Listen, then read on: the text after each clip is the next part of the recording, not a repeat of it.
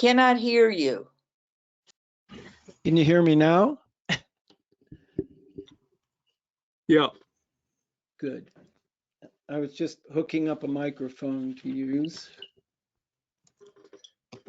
All right. Let me get my slides up on the screen.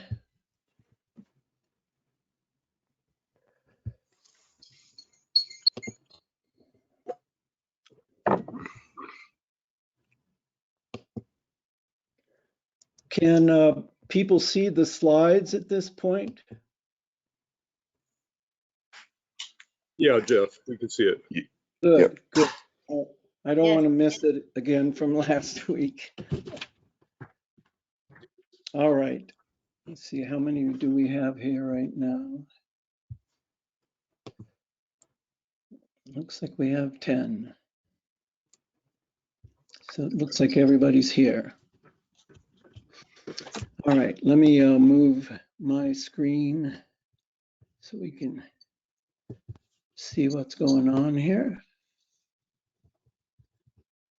So I'm going to leave it unmuted today because a number of people said they'd like to ask questions.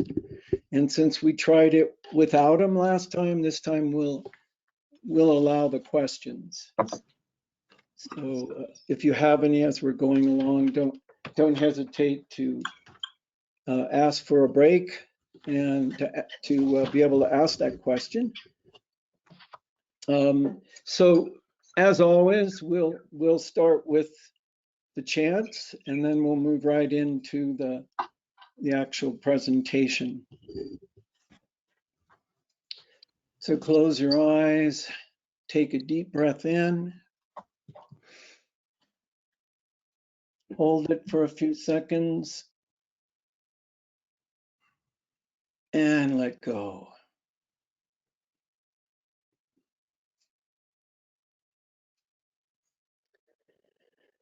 Another breath in, hold, and let go.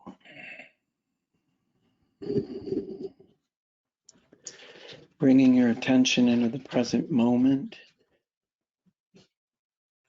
We'll begin with the chanting. Om.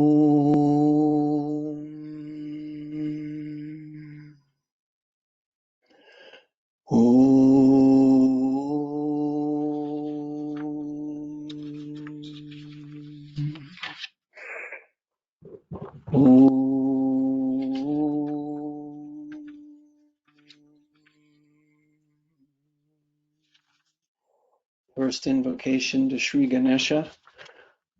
Om Gananam Tva Ganapatigam Avamahe Kavim Kavinam Upamashravastamam Jeshtarajam Brahmanam Brahmanaspatiyana Shrinvanuti Sadanam. Om Mahaganapataye Namaha Hari Om Gurupyo Namaha Hari Om. Invocation to the Guru. Guru Brahma, Guru Vishnu, Guru Devo Maheshwaraha, Guru Sakshat Param Brahma, Tasmai Shri Gurave Namaha. Unity chant. Om Sahana Vavatu Sahanao Punaktu Saha Viryam Karavavahai Tejasvinavaditamastu ma vidvishavahai. Om Shanti Shanti Shanti.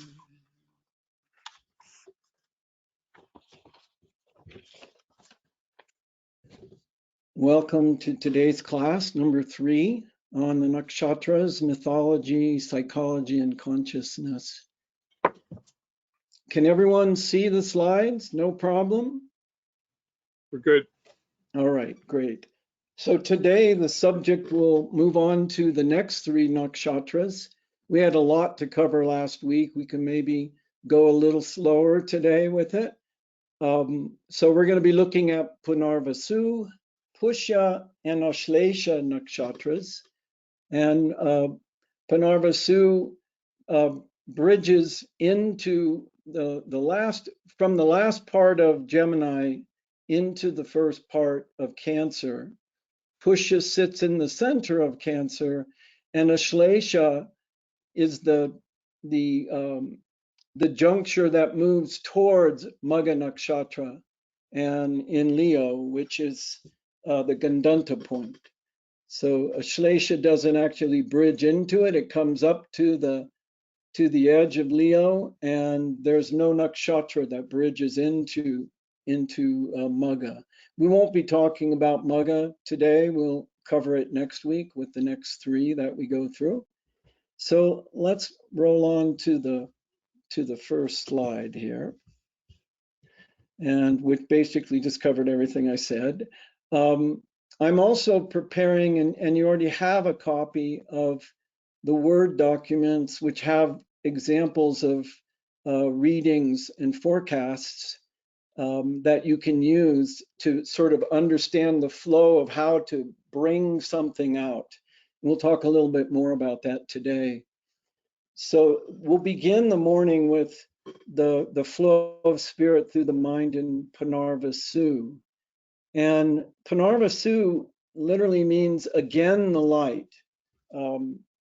Many people call it return of the light, but it is essentially the energy that happens right after Ardra Nakshatra brings in a dark, stormy night. Punarvasu comes and brings the light. So we see this transition happening from Gemini here to Cancer. And so that moves from that movable or dual air into the very movable water sign of Cancer.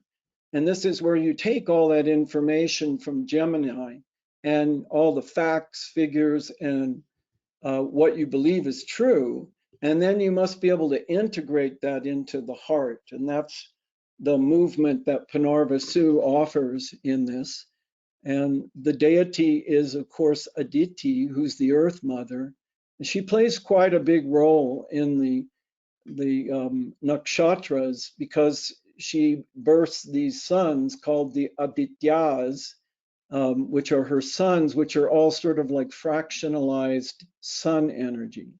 So she has 33 sons that were born underneath her. And 12 of them are directly called the Adityas, and they're all the different forms of the sun. They're Datta, Aryama, Mitra, Shakra, Varuna, Amsa, Bhaga, Vivashvan, Pushan, and Savitur, Twastar, and Vishnu. And among the other 21 sons are 11 Rudras that are also known as the Maruts, which are the children of Indra, and the 8 Vasus. So Aditi is known as the Earth Mother, and the sustenance that occurs after the flood of all those emotions that happen in Ardra. So she gave birth to the Adityas to sustain the worldly creation and allow for the transition to the next. Another thing about Punarvasu is it also shows that there's always this return that happens in life. We'll talk about that in a moment, but the main energy here is this feeling of hope and growth and progeny, and it's like a parent's love for their children. So there's also this sense of disappointment that comes with it because as the children grow up, they don't need us as much. And so our purpose in their lives wanes.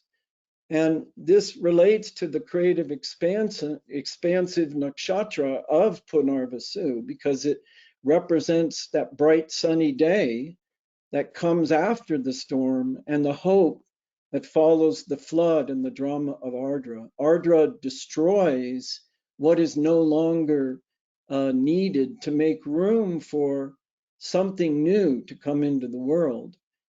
And so this is the sign where Gemini becomes Cancer. And this is where all those details and information get absorbed in the heart in Cancer.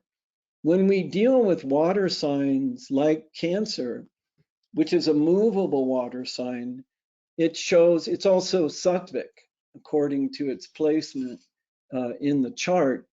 It sits right by the side of Leo. Leo is the right nostril of Ila, and the moon is Pingala, Nadi, and together those energies form the energy of the Ajna Chakra in the third eye. As the Cancer being a movable sign, it changes dramatically, sudden and often, and it's as if it quakes. So it actually does quake. So what you can see when the moon is present in Cancer, in that movable sign, that the person will be very emotional, and their emotions will change every second, every minute, every hour, every day, just continually moving like a bucket of water that's sloshing back and forth from side to side. The movable signs have that effect. They always bring that dramatic change. So we have this dual air, which shows the ability of Gemini to be pretty stable in one way, very consistent, and yet also flexible. So those dual signs with those nakshatras show that degree of being able to start something and complete it very successfully if one takes that direction, or to take over for somebody in midstream and equally be able to handle that functionality and complete that task. And so here, the task is surviving the storm and realizing that you actually weren't destroyed, but whatever it was that needed to be destroyed will never come back again. And so Punarvasu brings back the light to inspire that energy in someone's life. And this is why the energy of the Earth Mother, the great mother goddess Aditi, is so important here, because she's involved with all the ideas and communications of the collective group of people that are part of the friends that acted out in Gemini, and the communication and all the skills flows into something more inward instead of being expressive outward. It's about coming inside into Cancer and becoming more reflective about all of those things. And so when Punarvasu first has its expression in Gemini, it's starting to sort of clear the clouds and bring some light to the matter, because the Adityas are branches of the sun, but the ruler of this energy is Jupiter. And that Jupiter energy tends to bring grace and accommodation for wherever it is. It also brings big projections and expansiveness. And so this is one of the things that you see when you're all huddled down in a storm. Once that storm breaks and you begin to see the light coming out of the dark, you breathe a sigh of relief, and you begin to see there's meaning again in life. There's grace here. We survived. We actually weren't destroyed in that process. Although many things around us that were no longer necessary, like crazy ideas and actions which come out of Gemini, sometimes overstimulated ones, they get calmed down, and you begin to see things in the light of day. And that brings more hope, inspiration, and optimism, which is all Jupiter energy. So its basis above is all that wind and air, and its basis below is the wetness or the rain. So these bring about the revitalization of the plant life and all life on Earth. So that's the underlying factors associated with Punarvasu. So then, in keeping with what we talked about last week, there are strengths and shadow issues of Punarvasu. And one of the strengths is that abundant optimism that you have is a can-do approach, and it supports ingenuity and thinking outside the box. So when others may waver, your quiver of arrows is ever aimed at the highest possibility. You possess a good combination of long-term vision and the application of that to the world that allows your life to bear tangible fruits over a sustained period of time, again and again and again. So not only in worldly matters, but also spiritually, this shows how you have an innate optimism and an understanding of like the bigger picture. This is the Jupiter energy, which is not easily defeated by all the ups and downs in life. So those are the strengths that you come about with it. And you can see the Jupiterian energy expressed in those, along with the story that flows about nurturing yourself, the sustenance, bringing back that hope and optimism after a sort of a dark night of the soul happens with Ardra Nakshatra. So the shadow issues are that you must watch over your over optimism and trying to do too much. This will lead to like a scattered approach. It leaves you thinking about all the wonderful things that you wish you had time to do, rather than just enjoying the things that you're doing, being in the moment. Most of these shadow issues have to do with not being in the moment. And the whole underlying perception and the flow of the spirit through the mind means you need to be the witness, you need to be the observer, the sakshat, that which notices what's happening. So as you're perceiving each of these and you're looking at it in a forecast for yourself, sit at the side of that experience and observe how that's playing out. The thing I always enjoy doing is each one of the nakshatras always have these certain events that come with them. Like Ardra, you will always see a storm, some kind of storm. Now, it might not be a weather storm. It could be, a storm of attention and ideas, and, a storm between people, because it involves like the interactions with people from the Gemini standpoint, that, that hopeful looking for the twin kind of thing, which can bring all kinds of frustration and a need to get stimulated when you're not fulfilling your desires, which come in air signs. They're about wholesome desire. They're karma. So what we see here in the shadow issues, you must watch over optimism and trying to do too much. So this will lead to that scattered approach that leaves you thinking all about those things. And it also is where you can over intellectualize things or be excessively critical. Now, if you're observing, you're not trying to do anything. You're just witnessing what's going on. And in Punarvasu, you'll always see after an Ardra storm, which is where you don't have any control, it comes crashing in on your world. And, it brings all the difficult energies of that storm. Then Punarvasu is, just imagine like one night you're camping out and a violent storm comes and blows your tent down, and you manage to hold it up all night long. You don't get any sleep. And then the next morning, the sun comes up and you're like, oh, I hope we don't have another one of those going on. So when you actually observe what's going on, you can look at it from a different perspective that really, first of all, it shows how you're not in control, because those storms come and there's nothing you can do about it. And whatever they destroy, you're just sort of happy that you survived it and that it didn't destroy you. And then you start to grow again. Life is like that. We have the storm and then we have the light.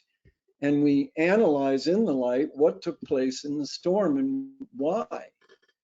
And then we take all of the things that we remember, the facts, figures, the ideas and the communications we were trying to have, and we have to ground those by connecting them deeper into the heart.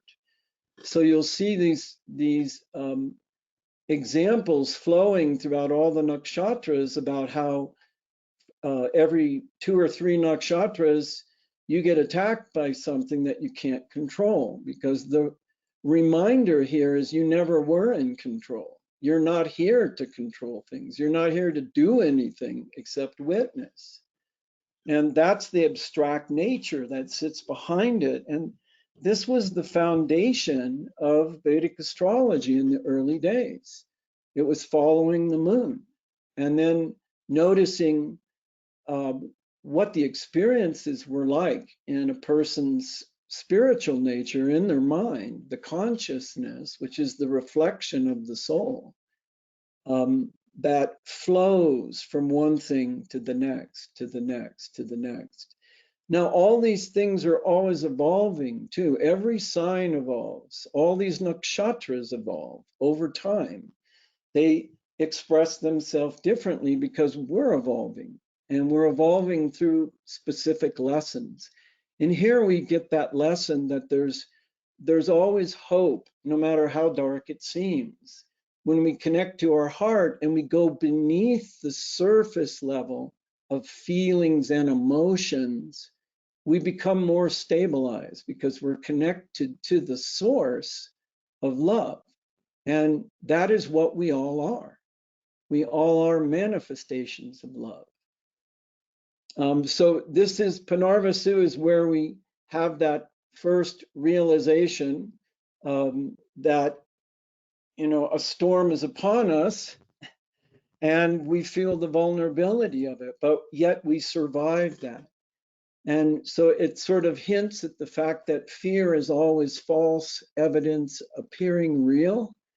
It's about something we think might happen, but it never happens. And if you look back at these things in your life, you'll notice when these storms come that what you think may happen to you is not always what happens to you. Matter of fact, about 100% of the time, it's not. And so this is an important thing to see. So it's as if the divine gives us the test to see if we believe we're in control. Have we gotten lost in this illusion?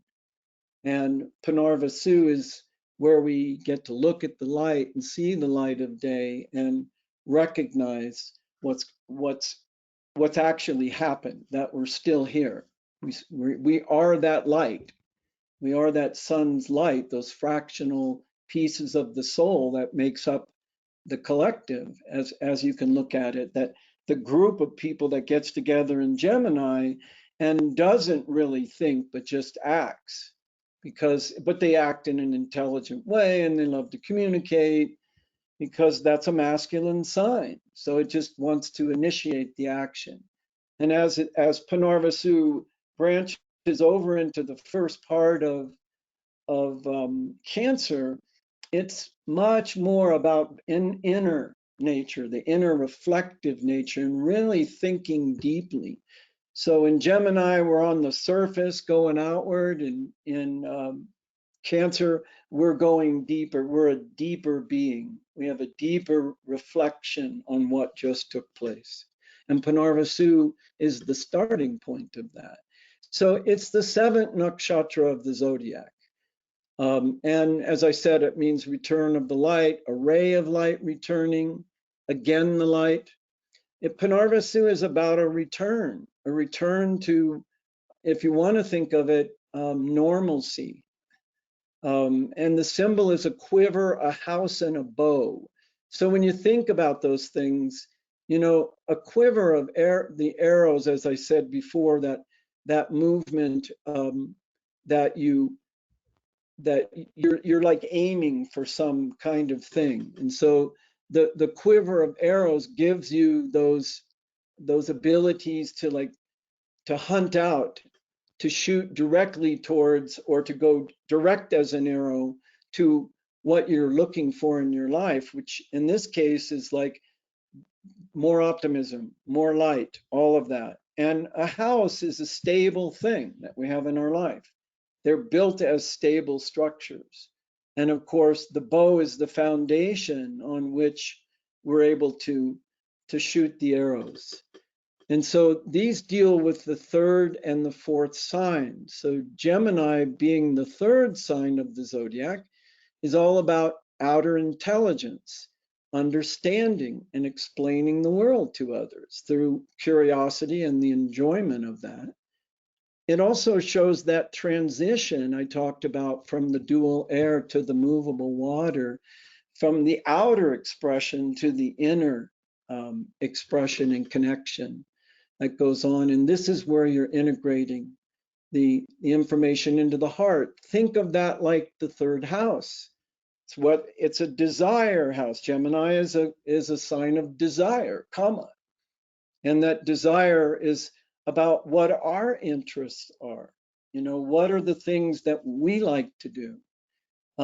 What are the things that form the structure of how we identify ourselves in our own ego, our ego sense?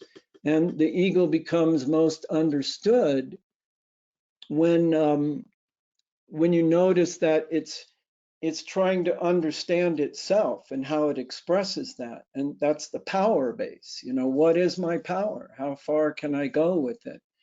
And it's a thing that we go inside and we look to understand, how are we different than other people? And then how are our friends like us? All these things are associated with this third sign, because it's like the third house in that sense, except it's expressing those values that are associated with that zodiac sign. So all these things, friends, siblings, all of that, people who you compete with in the pursuit for your happiness, and you know, where you have those motivations and that kind of rashness where you don't really care if they like what you like. And the ego is just that necessary protective layer that we take on when we're younger in order to help understand who we are based on what we like. And over time, the ego becomes less and less important. And the example of that egoless state, where the ego begins to fade away from that, is where we begin to realize, you know, we're not just a somebody. We think we're a somebody and that we're important. And then we begin to realize, you know, we're actually a nobody, because we're just a witness here. We're in that situation. And the final thing is that we realize, oh, we're actually everybody. And so the third sign evolves through the ego in that way, around the interests and our desires of what we look for. And then we go into the fourth sign of Cancer, which is all about connection, intuition, emotion, and our creativity. I put in there, it's how it feels to be alive, because the moon is what rules it. And Cancer is the ground on which we express those connections, all of that. And that's how we feel when we're in that section of the sky. So we channel the intuitive power of the moon, and we cultivate surrender rather than leading to a whole bunch of attachment and excessive emotion. Now you're seeing that we go through this storm, and Punarvasu shows up first, and it brings back the sustenance. So the sustenance involves a lot of ideas and actions too, because it's in Gemini. And so we finally reach the conclusion in our mind through thinking that, okay, now we're out of the storm. And in the Cancer, we sort of collect together with all the people. Did everyone survive? You know, where are you? You know, calming down the emotions of those people, because, you know, maybe something that they were really attached to, like a home, was destroyed in the middle of that, or a whole country destroyed. So when you look at these, each of the nakshatras, you can go so deep into what's expressing itself here, especially in that transition that goes from Gemini into Cancer. Now, the thing about the fourth sign is it has a very expansive nature, and so does this nakshatra. So it's because it deals with creativity. You know, when we're in Cancer, it is about, you know, giving, nurturing and suckling and dealing with the creative nature of, you know, love in the family. And in the nakshatra, being a Jupiter nakshatra, you can see the expansive energy that deals with things like morality as well as meaning, you know, and it's prone to abstractions, growth, faith, orthodoxy, and fanaticism. You know, somebody can be screaming crazy in the storm, and then Punarvasu comes up and they're just as fanatical that they survived it. So this also deals with blind beliefs because Jupiter rules the sign of where we have blind beliefs in Sagittarius. If we can get stuck up in fanatical orthodox kinds of ideas and never learn to practice what we preach. And so this is the energy in the beginning stage that's opposite that area. So it deals with all of the ideas, actions, and the connections of the Jupiterian energy, which is related to all that. So being the ruling planet of Jupiter, it shows that optimism, all the wisdom and meaning and the teachings. And I related earlier to children as well, because Jupiter is associated with children. So this gives you this energy gives you the grace and the generous, expansive, abstract levels of life, and it brings an intellectual approach and a mindset of growth through those things. Punarvasu is light, the element of light. It refers to the clear skies and the fertile ground of your intention after the storm rains fall and the destructive floodwaters recede. There's a great book called Ashtavakra Gita, which I mentioned, I think, in one of the earlier classes, where they talk about these kinds of things of the destructions and things that come are the storms of emotion in your life. And Ashtavakra explains to King Janaka that when a storm comes over you of emotion, you lose control of who you are. You're completely caught up and you become the storm. That's Ardra. You literally become the storm. And then after the storm subsides, you come back to the present moment. It's that it takes that storm to sort of stir up the dust in your life and the rains and cleanse it all so that you can come back to the moment in an instant, back to the witness. So the deity here, Aditi, is the prevailing sacred goddess, as I said, divine mother. And the children, again, are called the Adityas. They're the protective sovereigns of creation. And they're the energies that sustain the worldly creation, and they allow for transitions to the next level. And you'll see on a lot of these dual signs, because they shift, especially Gemini and Sagittarius, they're aligned with the galactic plane. So in Sagittarius, we have the black hole at the center of the galactic plane in our galaxy and the Milky Way galaxy. And then Gemini with Ardra extends out into space. These are the most active and destructive areas within the charts. So Ardra and Mula Nakshatra represent those resources that need to change, the sort of worn out old things that it's time for them to be removed and destroyed, something new brought about. And so this is where you see that fertile ground generously supporting, putting in deep roots in order to yield the highest trees. So the deeper the roots that you go, and those roots start to happen in the fourth house. Fourth house is where we go, the fourth sign, where we go within.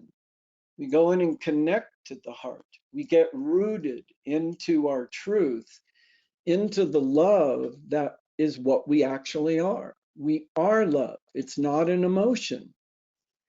And so that is the fertile ground where we understand our deep roots by going within. And so as you look at things like the fourth house, it's related to fourth sign, the emotional core that we have. Our mother is mostly related to that. Our emotions have come from that connection to the mother.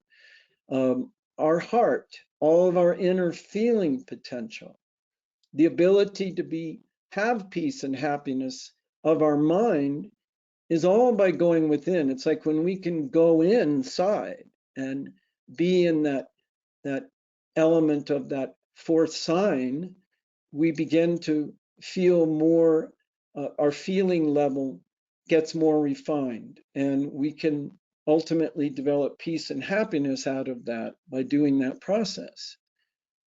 So this is how they all connect to the deity, to the ruling planet, to the expressive nature, and the actual turning points of the third and fourth signs.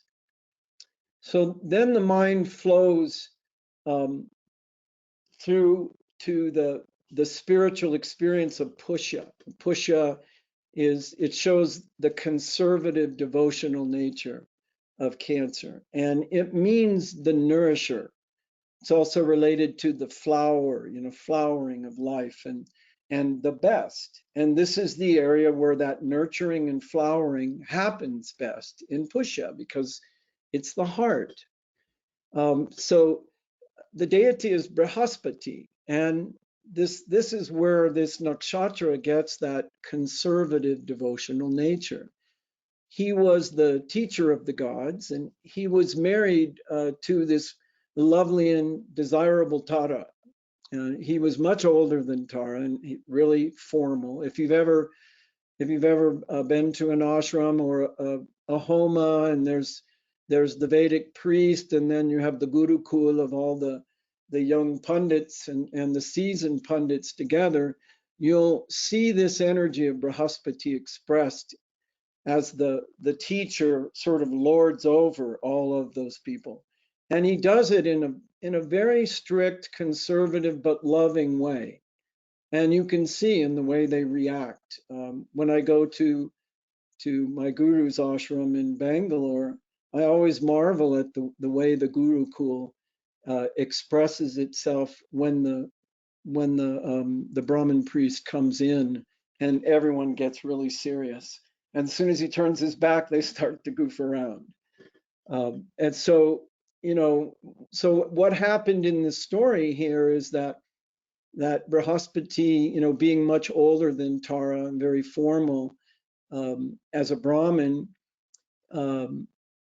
one day the charming romantic moon god Soma became infatuated with beautiful Tara, and she became infatuated with Soma. And so they scandalously, you'll see scandals all the time happening in the Nakshatras too. Following their desire, the two scandalously, they run off together, and it shocks all the gods. And Brihaspati was not so happy about it, and he kept pleading to Soma, you need to return my wife, but Soma refused. And so a war began, and Soma utilized the help of the asuras, all the demons, against the gods in an effort to keep Tara with him. And so by this time, Tara had become pregnant, and she wouldn't say who the father was. And that really made Brihaspati, not very happy. He wanted to kick her out until the child was born. And, at that moment, the child, Mercury, was born of his own will. So Tara then confessed that the child belonged to Soma. And Brihaspati had to face that. It made him pretty furious. But he couldn't resist the child.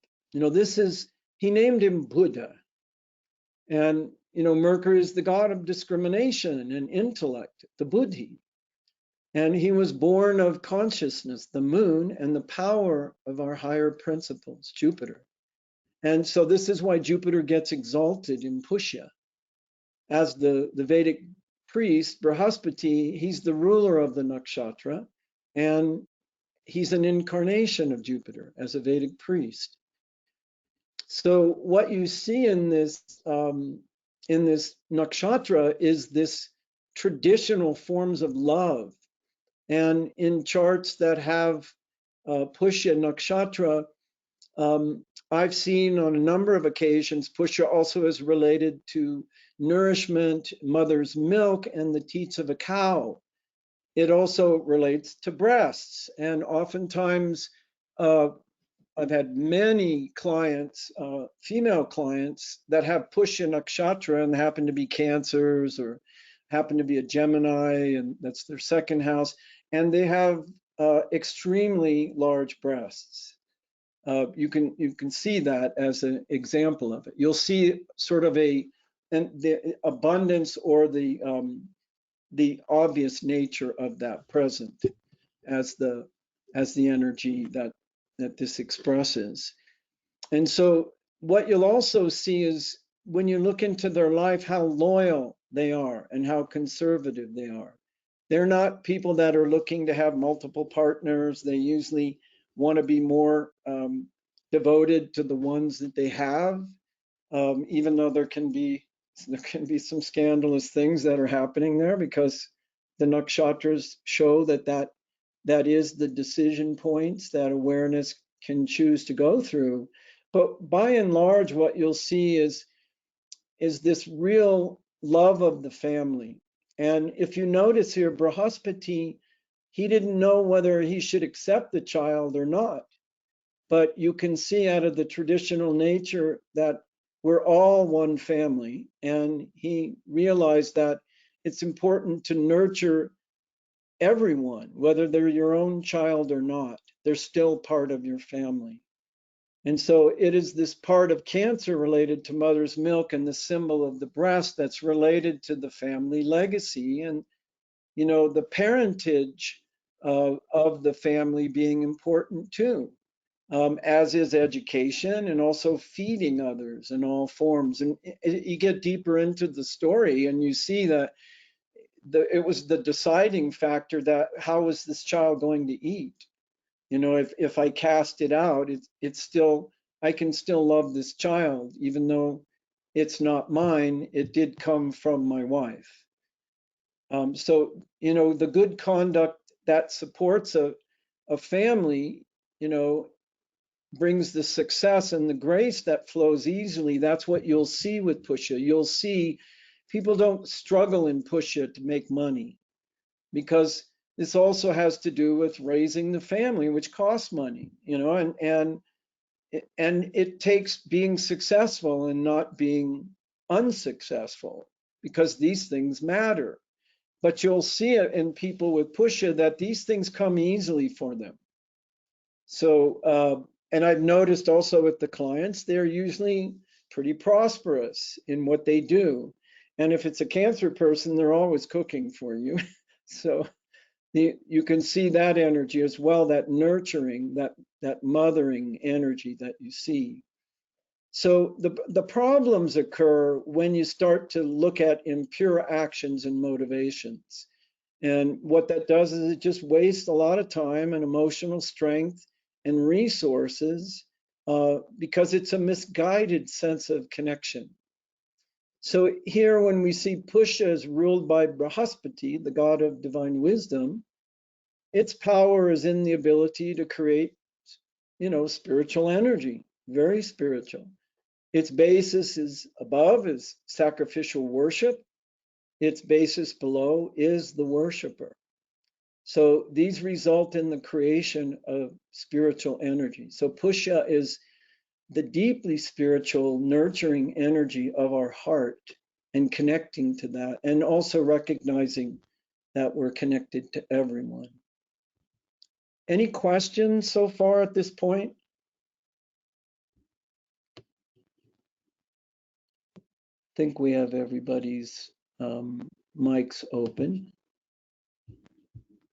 So I'm unmuting everybody in case we have any questions, and just feel free to just say my name and then ask your question. We'll pause on each of these. So Pushya is a really has this incredible strength. It's the energy of Saturn that is activated by Pushya. So you'll see that ability to be strong, to like use your wisdom. All of those Saturn things come out of this energy. And there was that difficulty in Brihaspati having to make the decision, is this child my own? He has to overcome all the stress and the problems that he was dealing with in that situation and learn to accept, and that's Shani. Shani is letting go. Saturn's not always holding on and controlling. At some point, it has to let go. And that's why its name is Shani. So I have a question, Jeff.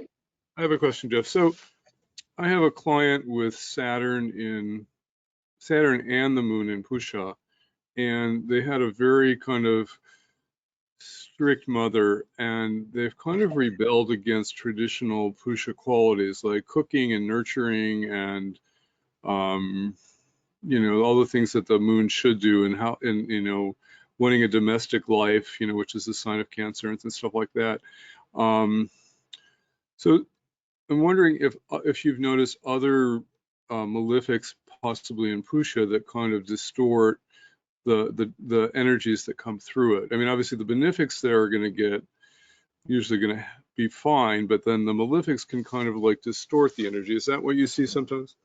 Yeah, and that's why one of the shadow issues is that people get stuck in their ways and they don't want to change very often. And they always think the old ways of doing things are the best ways. That stuffy conservative nature, and that is Saturn. He's very conservative. He's isolating, and so you can see that nature of being slow to change. Nothing happens fast wherever Saturn is. And where I see differences in it, like for a Capricorn, those energies of Cancer, of course, represent the partners, the others in their life, both on a business level as well as someone that you might take as your life partner, for example. And in that case, having the Saturn there certainly can show the commitment of, to that partner, that energy of Capricorn, showing how much it cares about the emotional reactions and the feelings and the like, and it's committed to that. So I guess it just depends, but when you see the Saturn energy ruling it, you can expect it could express itself in either way, and maybe does off and on because of the movable nature of Cancer where it is. In the mythology, Saturn, even actually it's very ironic that Saturn isn't welcome in its own nakshatra there, because in the mythology, when Saturn went to study with Brihaspati, he refused to give any dakshina. So he was kind of like the rebel, and so actually Saturn in his own nakshatra Pusha is actually considered not good. And that's I've noticed that there's this there's a certain dark energy there, even though so I mean that's why I was just kind of, we always sometimes have to think that depending on what malefic goes into Pusha, whether it's uplifted, like Rahu is uplifted by Pusha because it becomes kind of spiritualized and it loses its demon nature, and Mars, Mars and Saturn really have a problem there, Yeah, Mars loses its vitality, and and Jupiter can be over hopeful in that situation. Right. Yeah, we know people like that. Yeah, but again, if you look at a Sagittarius, that's the 8th house, and so and the indicator of the eighth house and sort of the psychological makeup of it is Saturn. So when you have Saturn there in that particular situation, and what I've seen with people is that they might have a dark psychology and they're they're just full of fear and don't feel they can control it, and that sort of feeling vulnerable and out of control nature of the eighth house gets even more complicated by the movable emotional nature, the and the pressures that are on it at that time. Having the second house ruler in the eighth, for example, and it's like looking into a black hole for them. They don't see it. They don't know what it's about. They feel extremely vulnerable until whatever the big transformation is that has to happen in their life. And then all of a sudden they begin to see the deeper meaning behind it, because they ask the question, hopefully having that energy flowing into Pusha, what is the deeper question? How can I connect deeper into the heart through the things I can't control and learn to trust, as an example of that. And so I guess I would say it would be highly ascendant, dependent on how that sign falls for people. As a Capricorn, I always experience it as the other person, and uh, I don't think I've seen Saturn a few times, but you can see how committed they are in their life, uh, how they're committed to their partners if they're a Cancer. And where I really see the deepest expression of Pusha is somebody where it's their ascendant, because it takes on, all those qualities so clearly as a Cancer, and deep connections to those things. And that's the best answer I can give to it from what I see. Thanks, Jeff. Yeah, you're welcome. A great question, Barry. And I think, we could probably spend hours going into the depths of that as well,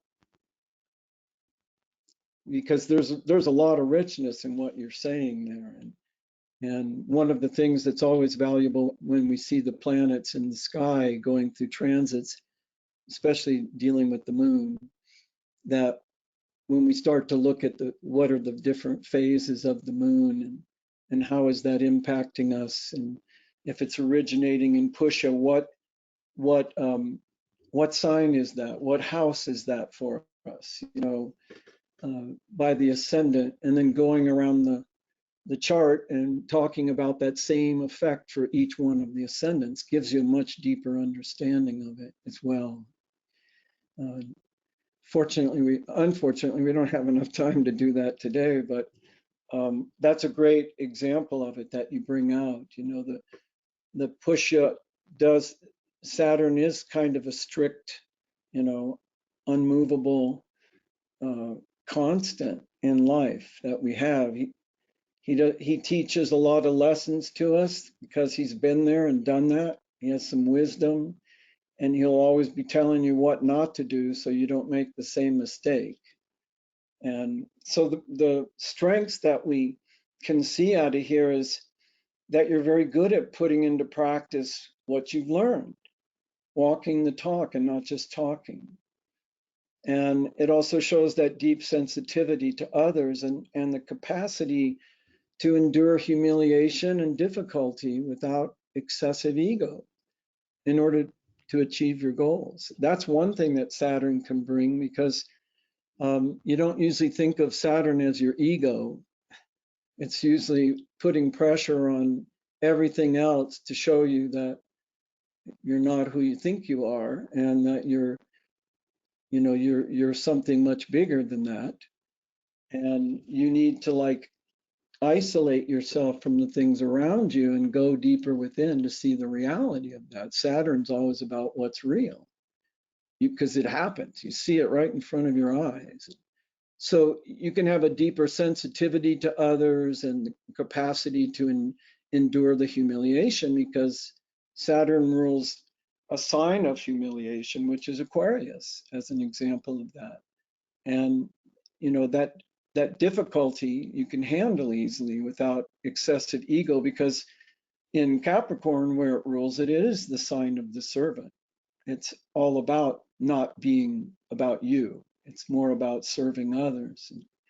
So in this situation with Pusha, it also shows the ability to be a good planner and being adept at putting things in the right place and using the right steps that allow your dreams to manifest into patience, humility, and service.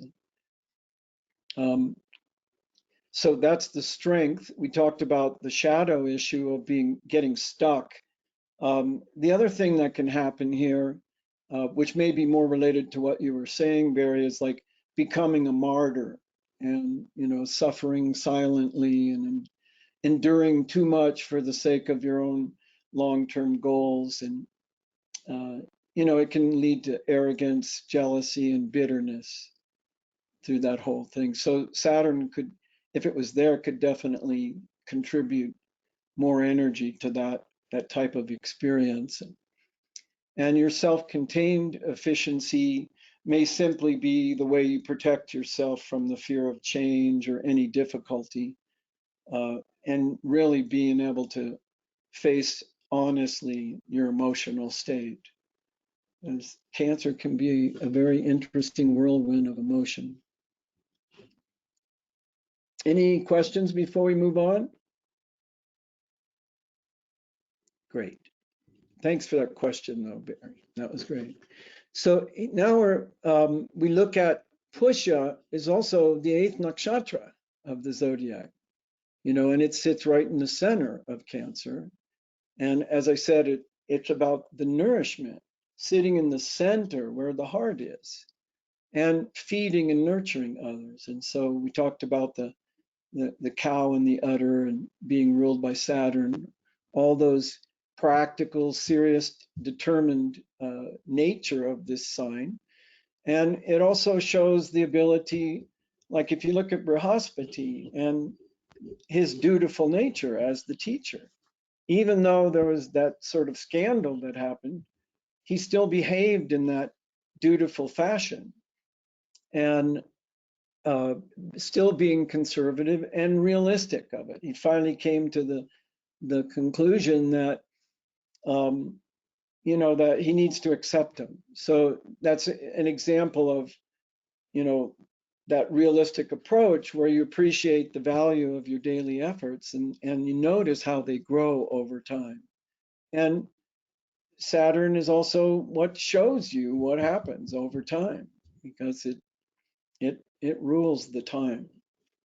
So as the 4th sign, dealing with those things which are the most sensitive to us, but is also related to a moksha sign, one of getting liberated, and finding peace amongst all of the other things that happen in that Purushartha of the sky. It goes from Aries all the way to Cancer. The Cancer deals with the connection, the intuition and emotion, and creativity, as I mentioned before, and all the intuitive power of the moon, and cultivating surrender rather than all the emotional excessive attachments and emotions that we have. So that will represent an emotional core, all your inner feeling, the peace and happiness of the mind. And it also shows what is internal and private, like property in our home. So when we want to really feel peace, we go inside ourselves. And sometimes that means we isolate ourselves in our house, as an example of that. We go into our property and we go through that. Now, as the 8th nakshatra, it shows like some huge ability to transform, to go through transformation. And it was extremely transforming for Brihaspati to still maintain the family during that time. So you can see the loyalty there. And also that continuation of the love and really sort of offering all that up to the higher realms as a form of worship. And that's what's related to mother's milk itself, is the symbol of the breast, where you look at the parentage of the family and you realize instinctively how important that is. And the education, as well as the nurturing and the feeding of others in all their forms.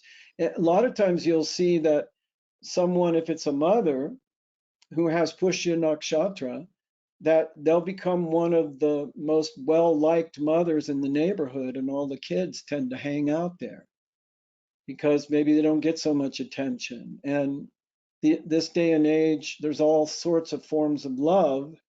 And when you're with someone who's very traditional, people feel more self-controlled. They feel more in a state of strength, for example. They can feel that embracement of the Saturn making something more real than just emotional.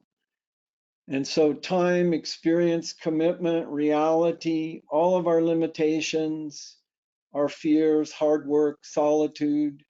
And, we learn a lot from older people. And if a younger person hanging out in the neighborhood finds an adult that's a good role model, that can really save them a lot of pain in their life, because it gives them an ability to look deeper into their own insecurities and the stress they're feeling and the pressure, and beginning to understand that, the whole structures of the family and everything are different, and they're not all the same. And so you can see examples where Saturn really brings a deeper experience with these people, with the children. I happen to have come from one of these families, and I have friends from way back in high school who talk continuously about what the inspiration of my mother was to them in their life, not treating them as separate from any of that. And so we'll see those kind of energies present in Pusha. Unfortunately, I wasn't a Jyotishi when my mother passed away, so I didn't fully understand what was going on. But after that time, I realized she was also a Cancer, and I saw this nature in her chart after much research to find her birth dates and times and things. So the deity of Brihaspati being the teacher of the gods, that formal nature of expressions, and that sort of higher purpose behind the Brahmin caste, that he was from the teaching caste, also helped to show the good conduct that supports a successful family and how the grace flows. And as I said before, that, all the things like the money and the structures that you need in your life will come as well. And the main thing is making sure that your attention is on the higher motivations and not the things that are wastage of your emotions. And a lot of times in Pusha, people love to hang on to their emotions. So that's an important aspect of Pusha to develop.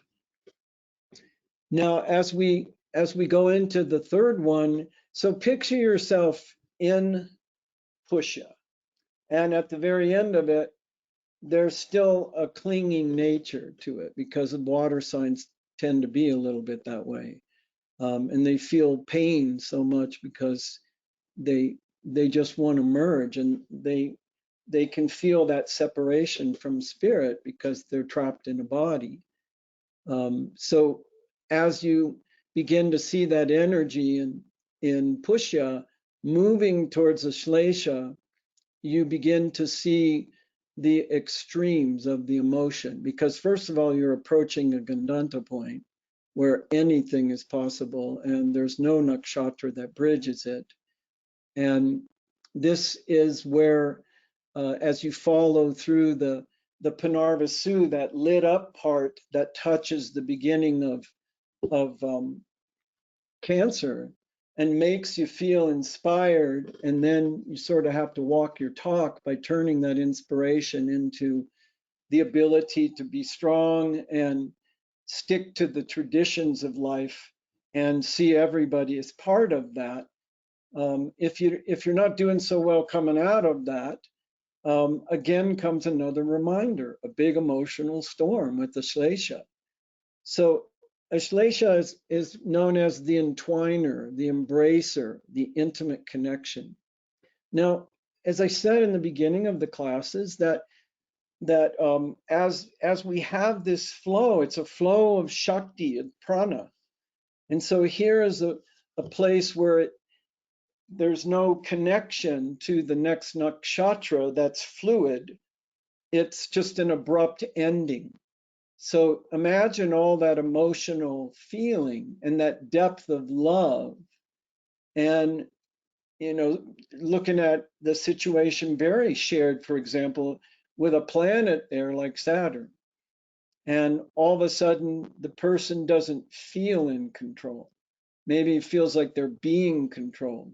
Saturn and Moon there, maybe that's exactly what they're feeling. And so the energy, the sort of frustrated energy that begins to come into Ashlesha is the more turbulent side of Cancer, where the desires, are like drowning in a whirlpool. So there's a couple of interesting things I've seen in researching with people and in these particular signs, and that is, so first you can see the storm is upon you. So a lot of times with somebody who's in Ashlesha, maybe they're an ascendant of Ashlesha, all they notice is sort of that emotional turbulence. They don't know why they don't know why they are, they don't know who they are, because they don't have anything centering them other than that spiritual energy. And it comes in a couple of different ways. One is like when you find somebody in your life and you desire them so much, you want your desires fulfilled through them. And it's this sort of selfish nature of, I want my desires fulfilled, that can express itself in Ashlesha. And so what you'll see is somebody who wraps, they wrap themselves around you with all their emotions and that turbulent side, and you sort of get drug into the whole thing, like a serpent wrapping around you. And the other thing is that it's highly related to your prana because it's a Mercury nakshatra. And Mercury rules Vishuddha chakra, which is, breathing and the flexibility, and, it rules the discrimination about what you breathe and how you act and all that in the Virgo side of things. And in the Gemini side, it's more, it's just more stimulated. But this is definitely Mercury. It's related to the breath and the prana here. So think of how you use your prana. And a lot of times when we do our spiritual practices, and every single one of these nakshatras involves our spiritual practice. How do we connect to our heart? We need to go within. How do we calm down our mind? Through Gemini. How do we become when we get overstimulated, we need some way to come back to ourselves. In the phase of Ardra, moving into Punarvasu as an example, or even in Mrigashira, where we're being curious and we're seeking something. So if we're not doing our practices, a lot of times what I notice in the years that I've been involved in practicing, and I've known Barry since the beginning of those days, what you'll see is people will sit down and they'll do what we used to call smash the bones, which is instead of putting in the time to do the yoga, they just quickly in like 3 minutes do every possible twist they can think of, and then they do what I call chasing flies away from their nose, which is they just do a couple of real quick alternate nostril breaths, and then they go in to meditate, and then they usually sit there and brood on their emotions and their mind and all their thoughts flowing because they haven't centered themselves. So Ashlesha we're in, our body exists within pranamaya kosha, and it's a big sack of prana. And if we don't continue to infuse the prana into our life, that sack collapses around us. And so what we don't realize is you can go without yoga for a long time. You can go without meditation for a long, you can go without eating and drinking, but how long can you hold your breath? And so what you see is people think they just take their breath for, for advantage. They just, it's the gift I talked about in Aries, where you take the first breath in, and then between that and the last breath, you just take it all for granted. So here in Aslesha, it's attend to the prana, because if you don't, the pranamaya kosha starts collapsing around you, and you're literally like trapped inside, as if saran wrap is wrapped around you, like a snake, a serpent, sarpa. And sarpa goes into, these serpent energies go into the deep, dark holes. They like to crawl into holes. And that's where fear resides and all of those things. So the first thing that happens with that Ashlesha, if you aren't doing your pranayama daily, and I'm talking about not 4 minutes of it, up to 15 minutes of pranayama, doing all of the different forms of pranayama, which access different parts of the body. And so what happens is you start to notice you don't have enough energy, and you think it's because you're not eating enough. So the first thing you start doing is trying to put food in your mouth. And so you can see a connection here to people that are dealing with deep emotional things that come from Pushya, from controlling fathers, where there's this binge purging action that goes on, where they're trying to maintain the control, and they start having eating disorders. And as the more they eat, they find it doesn't quench them, it doesn't provide the pranic uplift that they need.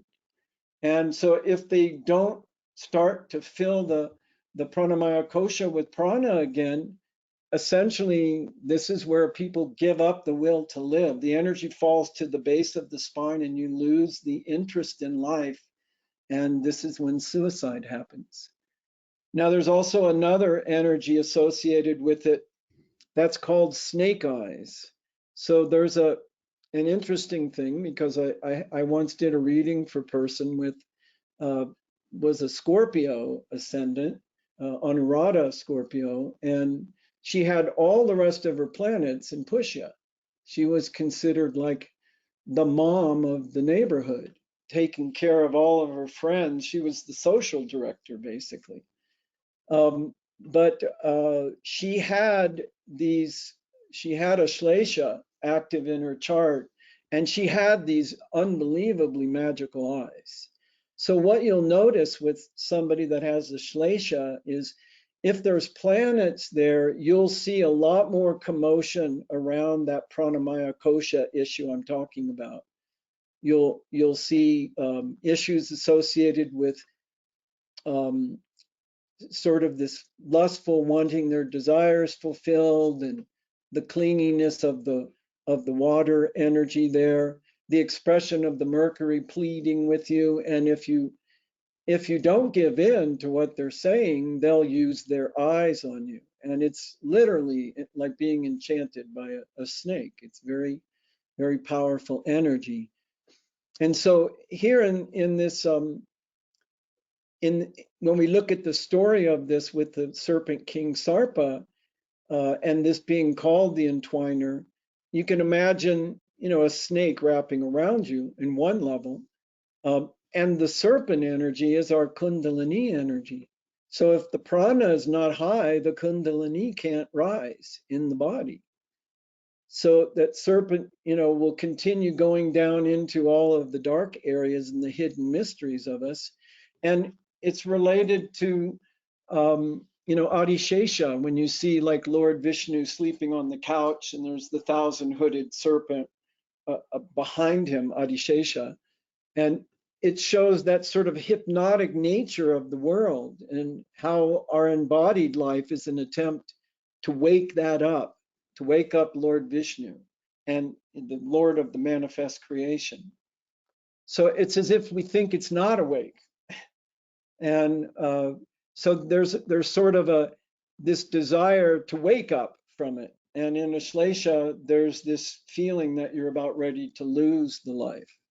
It's being literally squeezed out of you.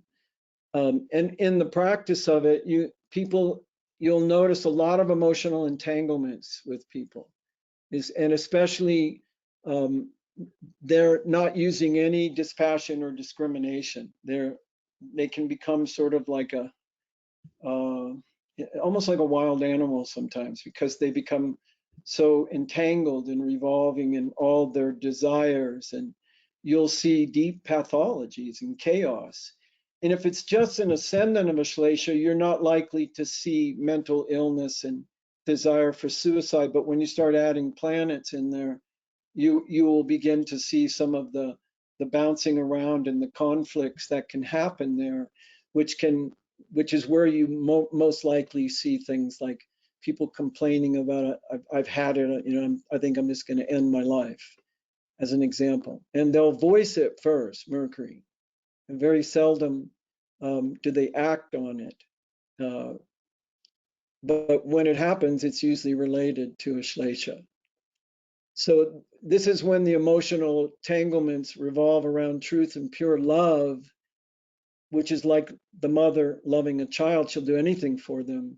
Then Ashlesha will take you directly to the heart. And like I have a friend who was a Cancer ascendant. He's a great teacher, wonderful cook. And he has Aslesha on on his ascendant and 2 other planets that he has in his first house. And he was told the story of Ashlesha, bad, bad, bad, bad, bad. You're always caught up in everybody's emotions and everything. But and he was complaining to me about, I have such a terrible first house, but I said to him, look at you, like he went out of his way to invite me to come live in his space in his house, where his child had just left and went off to grad school and moved out, is going to get married.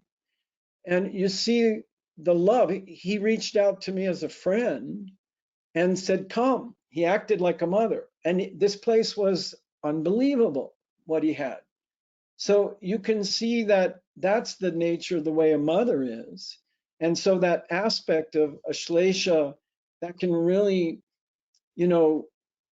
treat anyone like the way the mother does a child. They'll do anything for it. Then the deep feelings develop, and that takes you directly to the source of love. So when you see Aslesha in a chart, look at those things. Ask the people the questions about it. And as you're doing your sort of warm up, discussing with them and taking their questions, you can already see which one of those natures are there. Because if they're entangled in these emotions, they want to quickly get to it. Come on, tell me about it right now. And if it's somebody who's much more motherly, much more sourced in love itself, you'll see a totally different thing about them, a calm that's there. So just because you have that energy in your life doesn't mean it will always express itself as being entangled in feelings. But in a way, he was entangled, but in the feelings of higher expression of love. And those are all possible within that range, because Mercury can give you a range of skills and humor and all possibility because of its lack of focus in Gemini, and then its discriminating focus to recognize sort of the real true details in the world that are worth noticing that come from Virgo. And so you'll see this duplicity that expresses itself there by just looking at what the rulers rule and what they bring as a possibility here. So the other thing is, somebody that has the snake eyes effect, they can literally stop you in your tracks. But my experience with that lady was very dangerous in many ways, because she was absolutely lost in that seduction of life's pleasures. And at the time that I met, I was not in a frame of mind that I was like looking for a partner of that nature. So I redirected her to meditation, taught her to meditate, taught her pranayama, and all of that energy changed. It became less needy and dependent and emotional, and much more of an expression of love. You could see the love, and it went to everybody around her. She had a huge heart. So Aslesha, ruled by the serpent god, reveals some of these mysteries that you can see, and it has the power to inflict, with poison in the mind. But poisoning in the mind, it depends on what it's being poisoned with. Sometimes that can bring a deeper intuition other than just this impassioned feeling of needing our desires fulfilled. It depends on what's your favorite poison. Poison isn't always deathly. It's just something that affects and creates a change in a situation. So its basis above is on the approach of the serpent, that part that's looking around for things to entwine itself into, darkness to go down into, for example. But its basis below is trembling and agitation. So these together bring about destruction for the victim when these get out of control. And in Cancer, because it is that movable sign, something sharp and dreadful can happen, and you'll see the energy of a Rakshasa in them. You'll see this destructive tendency that can show up in their life as a possibility.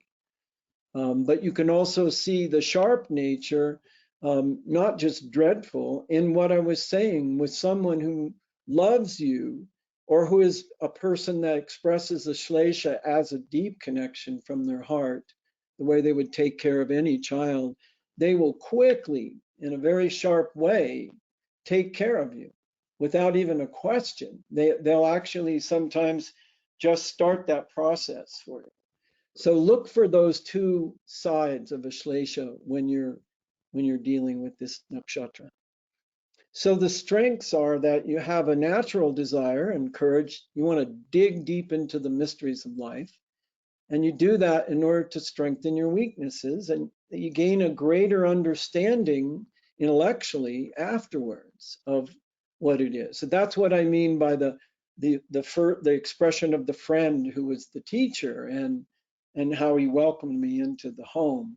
Look for those kinds of things in the chart with people. Of course, as Barry and I were talking about, that's going to depend on what the house is like as well, and what other planets are gathered there.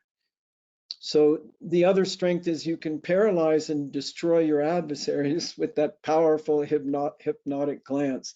And I'm not kidding. When you see someone with snake eyes, you cannot miss it. It's not just the eyes. There's a presence about them that attracts you to the face.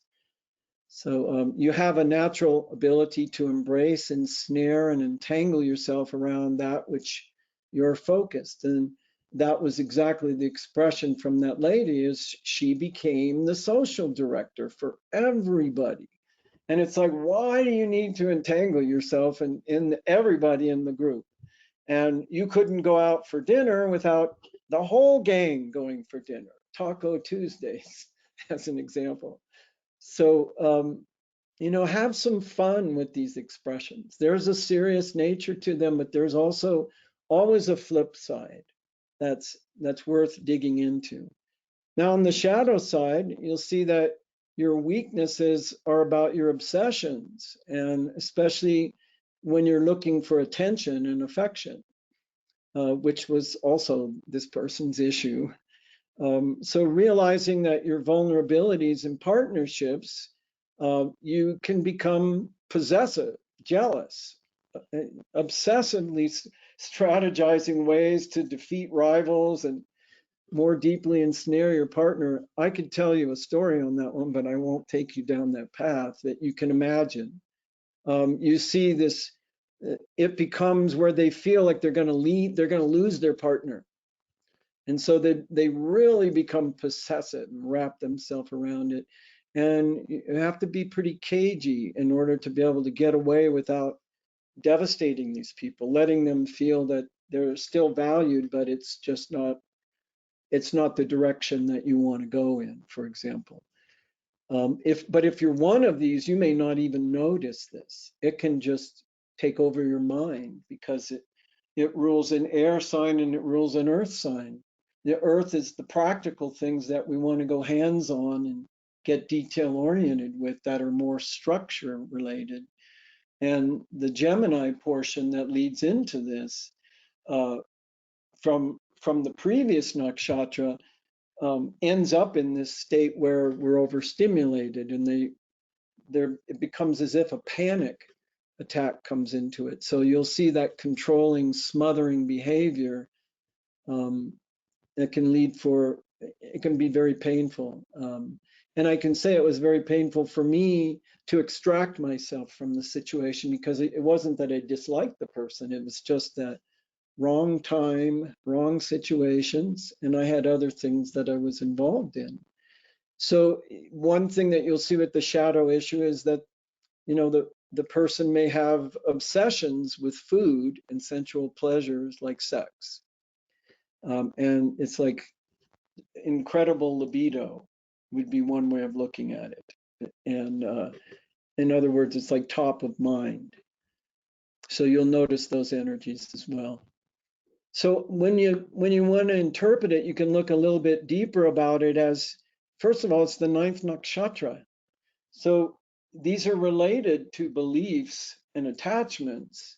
You know, these are related to those higher things which we think are really motivating us from that ninth perspective. It's almost like a dharma that we go through. We have to understand how we wrap ourselves up in other people. You know, it's universal. Everybody goes through this experience at some time or another. They might have a focus on this. And, you know, so we're watching it go from in Cancer at the last part of it into Ashlesha. And that leads up to the Gandanta point. There's, you know, Gandanta means not. It also means drowning. And it sits at the edge of a water sign going into a fire sign where we don't have a nakshatra. And so it's like all the emotions just stop, as an example of that, because it hits that edge of Leo and there's no Shakti to carry it by. So it's like a restart. So imagine your boat is tied up at the dock in Cancer in the water, and somebody comes and unties the knot and the boat floats away. And then comes a drowning of some event, like the drowning of emotion, because you're forced to leave an emotional state and step into a state of power and a state of soul, a state of light, a state of that's ruled by fire.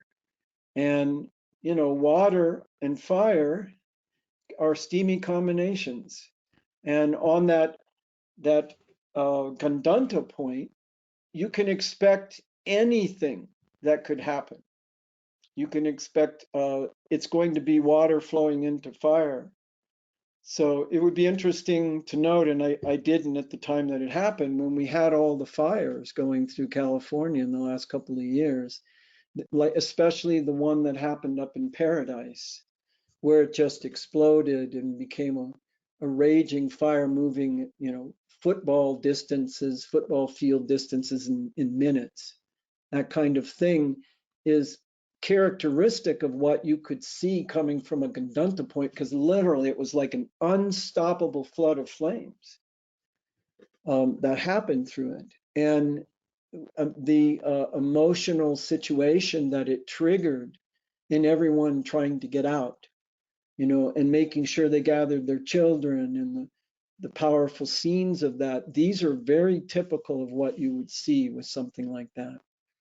So it brings an unpredictable movement of the moon, you know, from the water into that fire, which is about sight and vision and seeing what actually happened. And the symbol is like that coiled snake. And when you look at a coiled snake, they're ready to strike, and they may strike or they may not, but they have that ability to like leap like that fire. When they're just sitting there coiled up, nothing's happening to them. And then when somebody approaches them, depending on the state of that snake, we can see it like run or we can see it attack. That's an example of that. And this is the nature that we see with all the feelings and emotions and all those things that we want to feel alive through, is all coming from that fourth sign. But there's a higher purpose behind it all that you can see, which relates to prana and life force energy and light. Now, Aslesha can also bring about some very emotional storms as well. So not only will you see storms happening in Ardra, but you'll also see them popping up in Ashlesha. And there'll be all kinds of storms. You might see like a social storm going on because Mercury has to do with communications and interactions with people and stimulation of people. And of course, the things that disgust people in Virgo, which are, they're more structured. They need to be more pure, more scrutiny put to them, and more commitment behind, being less impassioned, but much more discriminative, as an example of that. So in that, we see that movement into the fourth up to the fifth sign. So we've talked about the fourth sign enough here to show that, but we're approaching Leo. So the connection, the emotion, the creativity is moving towards power, how that empowers you, how you can lead and inspire and uplift people through a greater clarity of vision and you can also overpower them and domineer them, and the sun can burn. So when we look at the fifth sign, taking us right up to that point, and this would put us into Leo. There's this expression of that fifth sign, which has to do with intelligence, very bright intelligence, which is also spawns creativity, and it relates to our education and what kind of education we have, the sort of the credit we've built up in our life from past lives. That is what allows us to get into the spiritual practices we do, where we get initiated into them. And if we don't have that past life merit, we may completely miss all those things, or we may speculate on which one we should do something with. And it may not be the right ones. It may not have that effect to us. But we have the ability to give birth to our ideas here, and children and romance. And this is the sign of the king. And the king's family, the lion being the king of the king's family, is called the pride. The pride, which is the family. And also coming from that pride would be the romance that would give rise to the ability to have those children. All of that shows that creative nature and that intelligence, that power of intelligence related to it being the fifth sign of the zodiac, which is, and in the fifth sign, it's another Dharma sign. So it's related to, purpose. And it's a large sign, so it's not a small purpose. It's something where we're very excited to do something big. We want to impact that. And being the fifth sign, it's related to working with others and not just about ourselves. So Jeff, all the other signs, yes. Before you head into Leo, could you talk a little bit about the nodes in Aslesha? Yeah. So we're actually not going to talk about Leo today. Yeah. we'll go into Leo next week. I'm just taking you to that point. But yeah, that's a good question. So, you know, you look at like when you have K2 in Cancer, in Ashlesha, as an example of it. So K2 is that divine discontent that we have. It's also our perfectionism, you know, what we brought into this life, that metaphysical energy that's beyond this world. And so K2 shows all the knowledge and the perfection that we've had in earlier past lives, like in this life, maybe as a child, and previous lives as well. And, you know, K2 can bring a lot of things back into your life from the past. It can bring people to you. Now, it's an interesting one because K2 is the south node, which is the body without a head, but has all the chakras, and it just sits there and observes. So it's that part of us that knows, has all this knowledge, all of the records, all of that wisdom, and sitting in Cancer, it wants to connect, wants to or actually it can be shy or withdraw from it, but that's an emotional sign. So it can show a lot of scrutiny about those things. And with Ashlesha, it can make you withdraw from that energy of being too intimate with people. You know, it can create that sort of rebound reaction, which is to pull away from it because we're dealing with K2, which is really about a disgust in the world, not wanting to come into it. But it's also, it's related to shedding our skin as well. So like the head of the serpent is already, you know, popped the skin away from the body. And a lot of times you'll see K2 is where we shed our skin as an example of that. So somebody who's expressing the nature of someone who's very powerful, skilled mother, a teacher, you know, a Cancer person who really goes to that deep level of love behind it. That K2 shows that they have mastery in that situation to be able to deal with those things. So you'll see that come out. But if you tell them that, they'll probably say, well, I don't know, because when they try to use that mastery, all they notice are the mistakes. All they notice is what's not perfect. But that's what K2 does. So it can stimulate that Ashlesha to make somebody withdraw from it, to make somebody maybe be very good at counseling people through that, for example, helping them to understand the things from their past. So you can see that expression. Now, if you have Rahu there, you're going to see an absolute explosion of this energy. And that shows somebody who really doesn't have a lot of experience in those areas, who's maybe a little bit immature in how they approach it, but they want to gain skills around understanding how to have a relationship with somebody, how to properly do it. But, you know, Rahu doesn't listen and it exaggerates everything.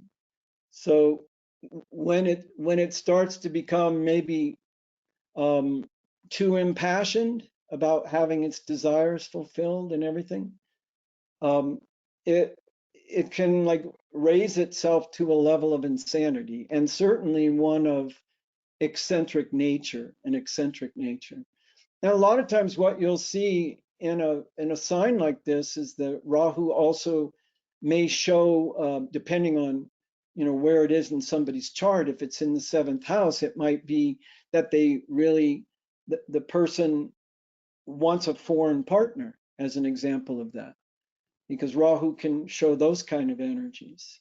Also, I've seen when you have Rahu connected to this is somebody who maybe has an addiction being on the net.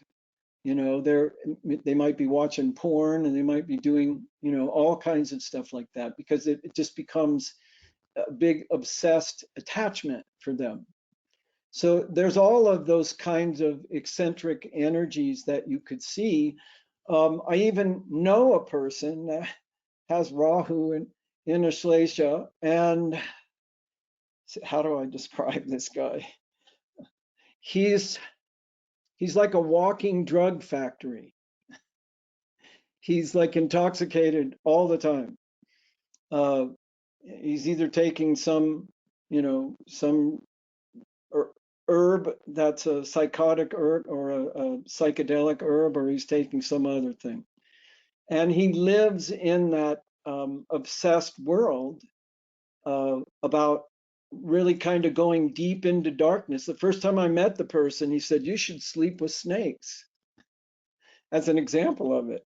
And, of course, he was in a weird state of mind at that time. So what you'll see are those kinds of distortions.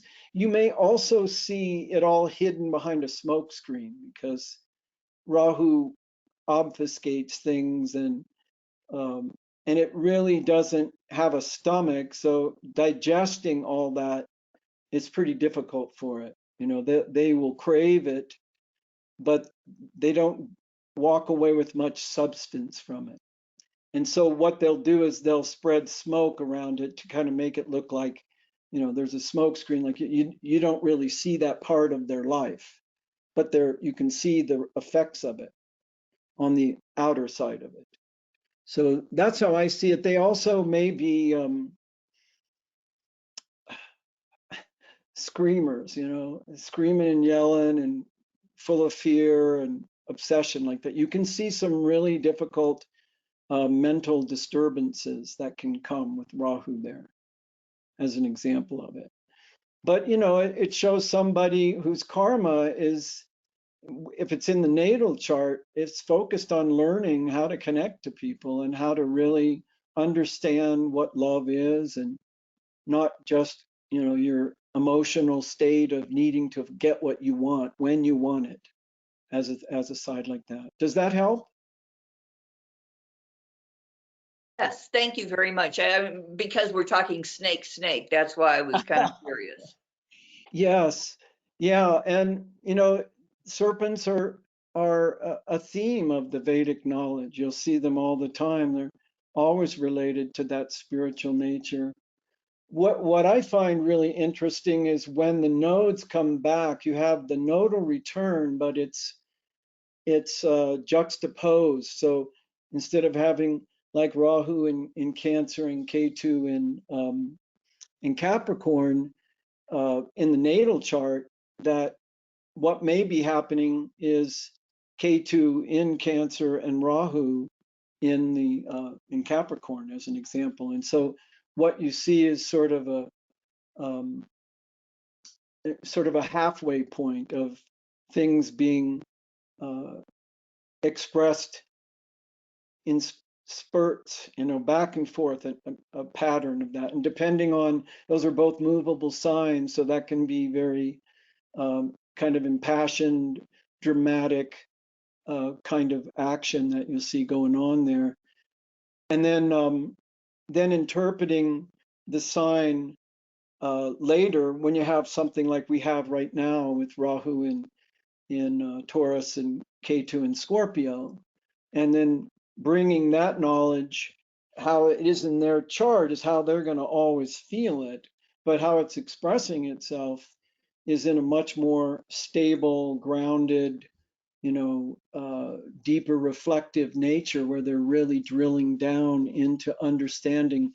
It's time to stabilize things now. It's like bring yourself to a more connective, deeper inner expression, and not all that airy overstimulation. And an example of that is just looking at the last year when we had Rahu in Gemini, and what was it doing? It was exaggerating, and it was screaming and yelling, and it was, overstimulating everybody. And that's, Gemini is also where the news is, facts, figures, and everything, and then trying to figure out how to bring it in. So we saw all this craziness going on with the news. And then we had Ketu in Sagittarius, which is withdrawal from our beliefs. So what we saw was a lot of polarities of people believing what they were being told, but believing that in what they've always believed in, and not wanting to change, and just, assuming that's what it was. And so there was the polarity that played itself out over the last year and a half. And when everything started to switch with the nodes moving into Taurus and Scorpio, these were fixed signs. Scorpio is more devotional and healing, and K2 being there is like that sort of inner fire in us, of wanting to, maybe bring back some of the healing things that we lost in the recent months before that, because K2 is always what the experience is in our recent past lives, in our past life. And then Rahu with the focus on the family, on a family of man, and on love and peace and happiness and eating together, and all that stuff that we see, a big stable sort of coming back to normality as much as we can, I guess, is the way to use it. I love the nodes because of the deep spiritual nature of each person and what they're developing on it. It's really fun to do readings with the nodes when you have a stellium around it, because you have a lot of energies affecting it. And it's tremendously powerful, as you would have seen right before Christmas when we had the solar eclipse in Scorpio. It was sitting on a Gandanta point in Jeshta nakshatra, which we'll get to in probably 2 weeks or so, 2 to 3 weeks. So, unpredictable things going on. And we had a stellium of planets there, and now they're all gathered in Capricorn, except Sun's not there, and Venus is about ready to leave. But you can see the issue. It moved. It started out with our deeper connections. It had to do with what kind of things we're devoted to, and those were power structures. We had a moon that was new and dark and debilitated. And I mean, it was just a treasure house of information going on in this deep sign of reflection, and so we're still waiting to see what the results of that are, up until we get the next solar eclipse, which is going to happen June 10th in Mrigashira in Taurus. So we're going to see, all of the energies that were triggered by the eclipse that was happening in that particular nakshatra. That every time the moon goes through, we're still getting that energy.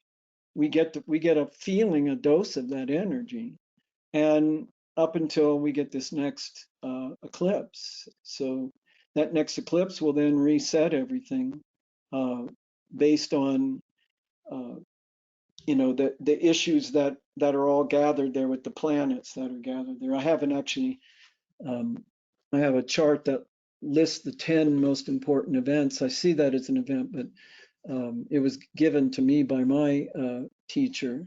And so I haven't spent the time to actually look at what we're going to have gathered there during that time, but I think it's mostly just going to be a sun and moon, and Mars may still be there by that time. I'm not sure.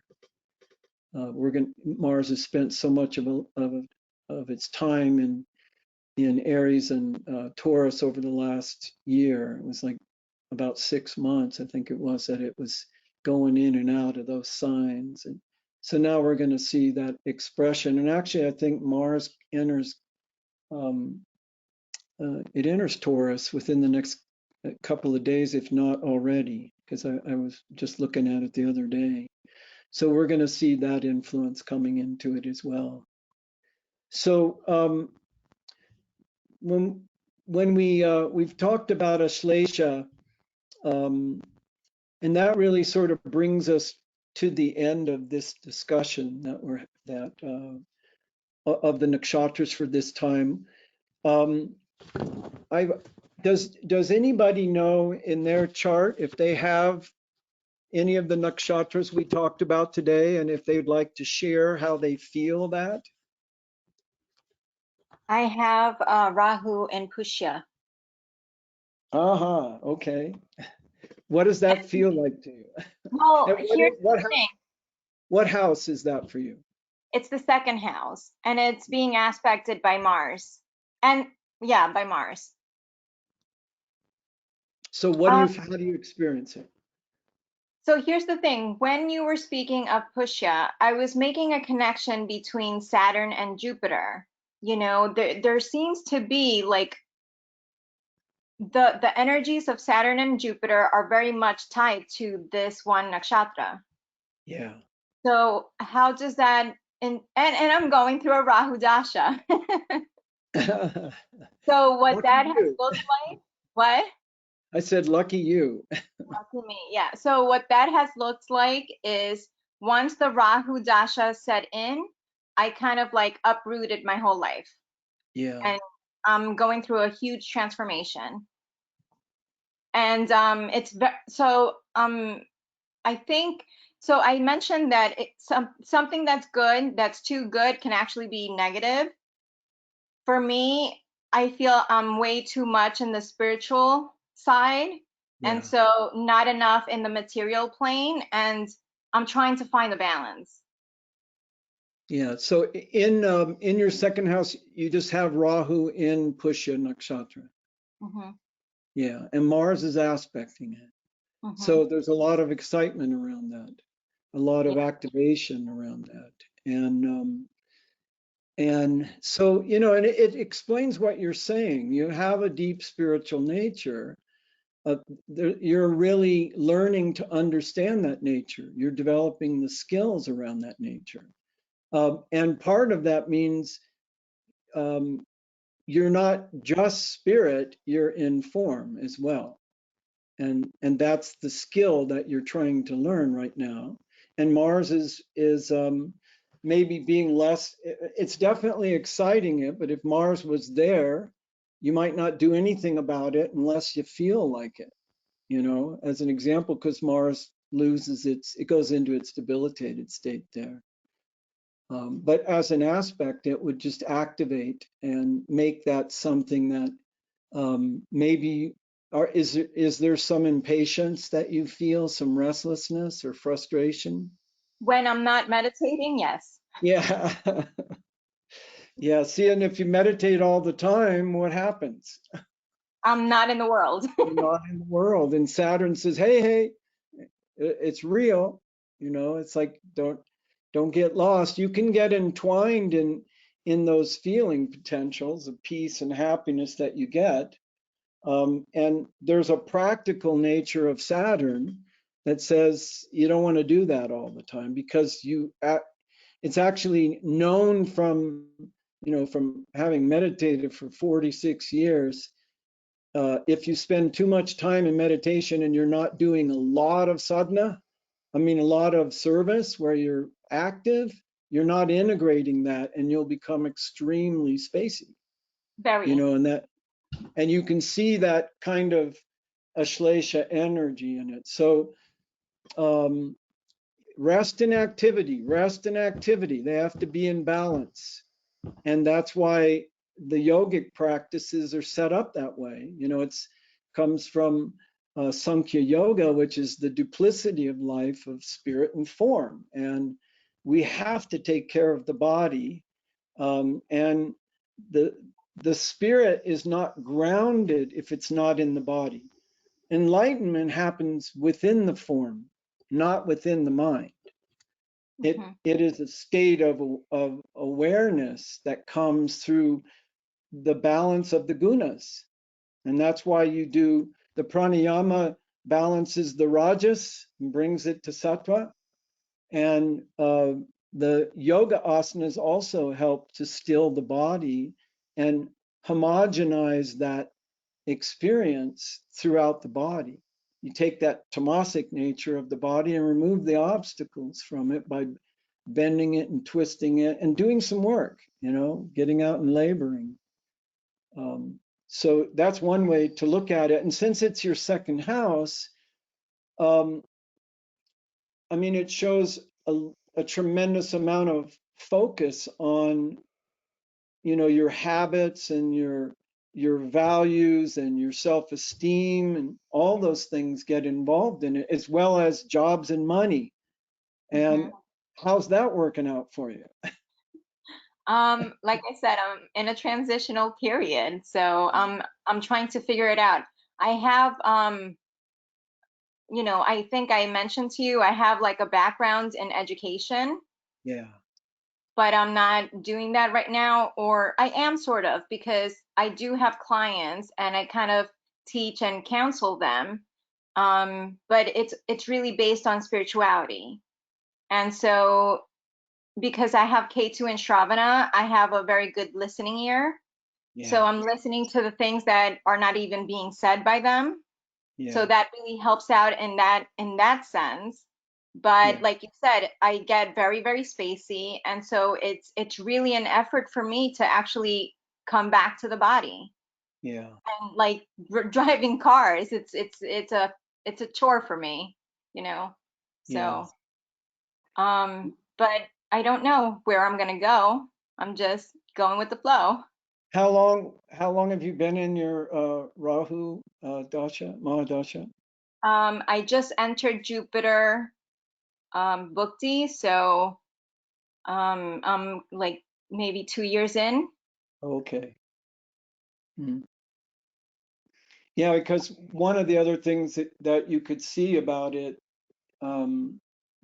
well, I agree with you on the K2 thing. Like I notice, and many of you will notice this, when you're doing readings and you have a powerful placement of K2 in your chart, um, you'll find something inward talking to you, telling you you need to tell them this.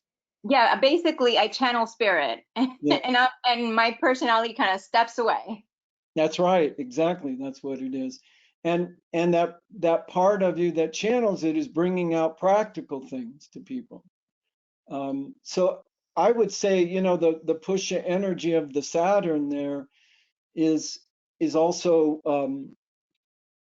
leading you to be more practical, to be more conservative, you know, to be, you just, you can be in spirit through what you're doing when you're doing service, as an example. So if you turn your job into a seva, like action, for example, you have an opportunity to really go deep into some things working with other people, and also expressing yourself more and not being so spacey.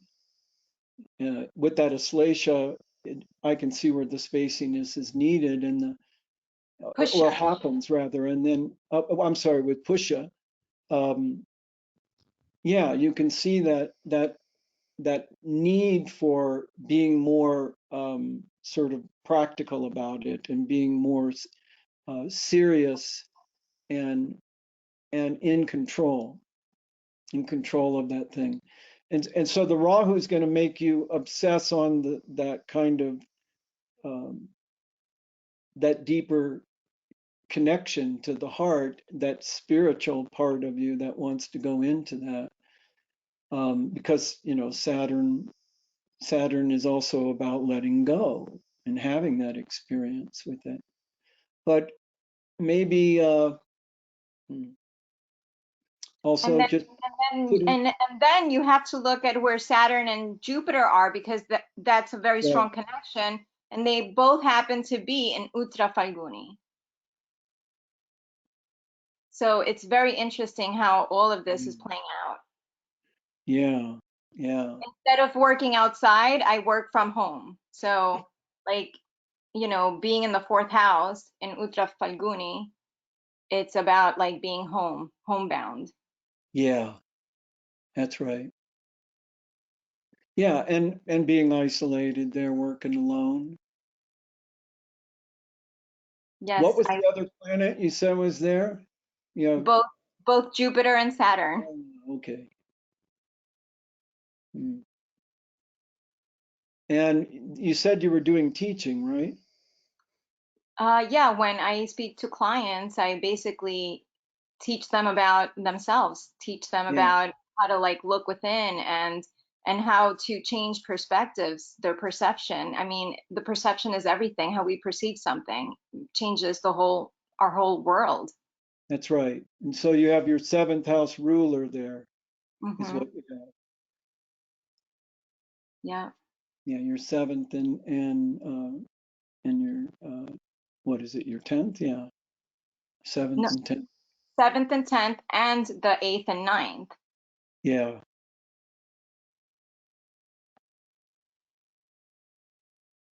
Yeah, so the eighth and ninth, so the eighth can represent the dealing with the psychological things, because Mhm. the eighth house is definitely psychology and things like that, and also transformation. And I also notice with eighth house, for a lot of people, um, you make money doing that. That's where you Well, get I'm not making much money now, so let's see well, what happens. so that has to do with value, second Yeah. house. So because maybe you're afraid to ask for the money, Yeah. but Pushya shows how grace and that flows. That money flows and the things that you need for it, and that being the fourth house, these are your inner roots. So maybe Saturn is making you feel too afraid to put pressure on asking for greater value Hmm. from other people, but it's just your fear. It's imagined. So that eighth house energy that comes there is just a fear that's coming. Yeah, And but honestly, I kind of I don't really care for the money. Like, of course I care about the money. I have to have money in order to survive, right? yeah, But I kind of feel like spirituality is priceless. So how can I put a price on spirit? I can't. no, but you don't put it on spirituality, you put it on the guidance that you give them. That's So true. so it's like you're not charging for spirituality. Someone's coming to you to understand more about themselves, and the degree to which you apply your skill, everything is a value proposition. It's not necessarily, we think of money as, you know, having some kind of control over other people if we have a lot of it. And it's actually an exchange. Like in the Vedic terms, they don't favor exchanging money for spiritual things like Jyotish and all that, but they'll, they don't do it for the essence of that. They'll say you shouldn't charge for that knowledge. Knowledge is available, but when you're working with somebody who's a Jyotishi, or somebody who's a Vedic priest doing a yajna or a homa for someone, there's that need to give back, you know. So it's not like you're asking for the price. It's the need to give dakshina in exchange for it, because karmically you're doing a disservice to the person, not letting them give thanks for what they've received. And dakshina is that gift.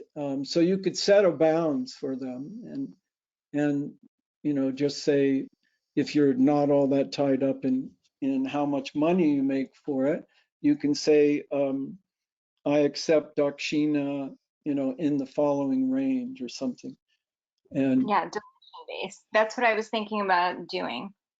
yeah, so that's a good way, because you do have to take care of yourself. It is, it's a place where you'll start getting very sensitive about it and feeling, abused, because you're not getting anything in return for that.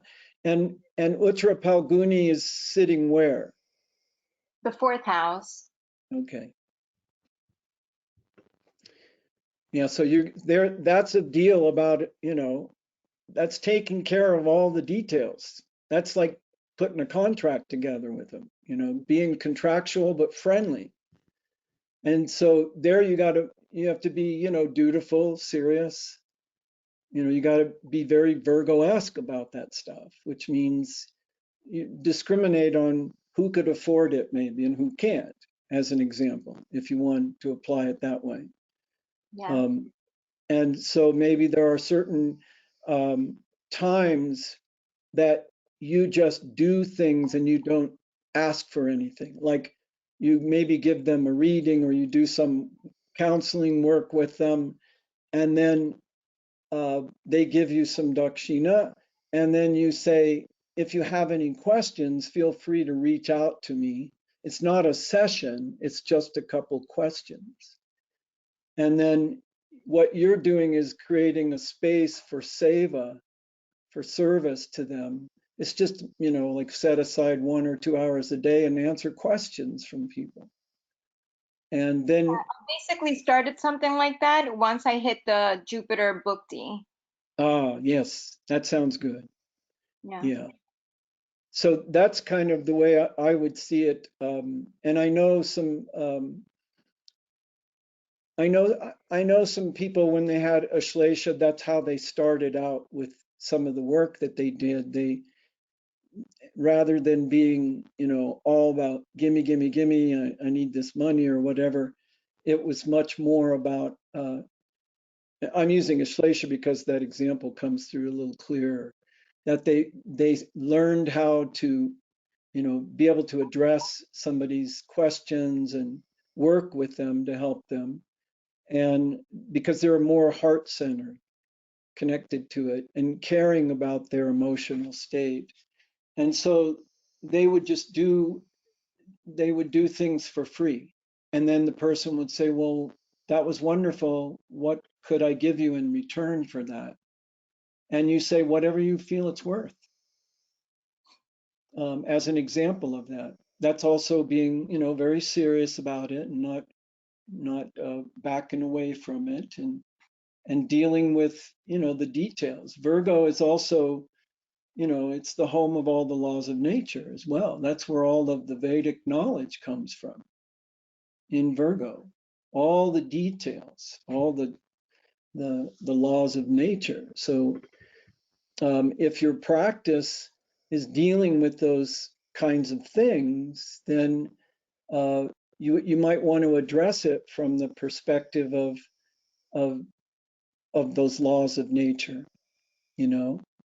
You just sort of let them make a decision based on how they feel the value of it was, and that's definitely Uttar Palguni stuff, and dealing with all of the details associated with those things and being very pure and discriminating about those things. Yeah, it's a process, but thank you. Yeah, you're welcome. Great question. Makes me think on my feet. So do we have other people that have questions that are coming up? That may have had Punarvasu or Pushya or Aslesha in their chart, or maybe even one of the ones we talked about last week?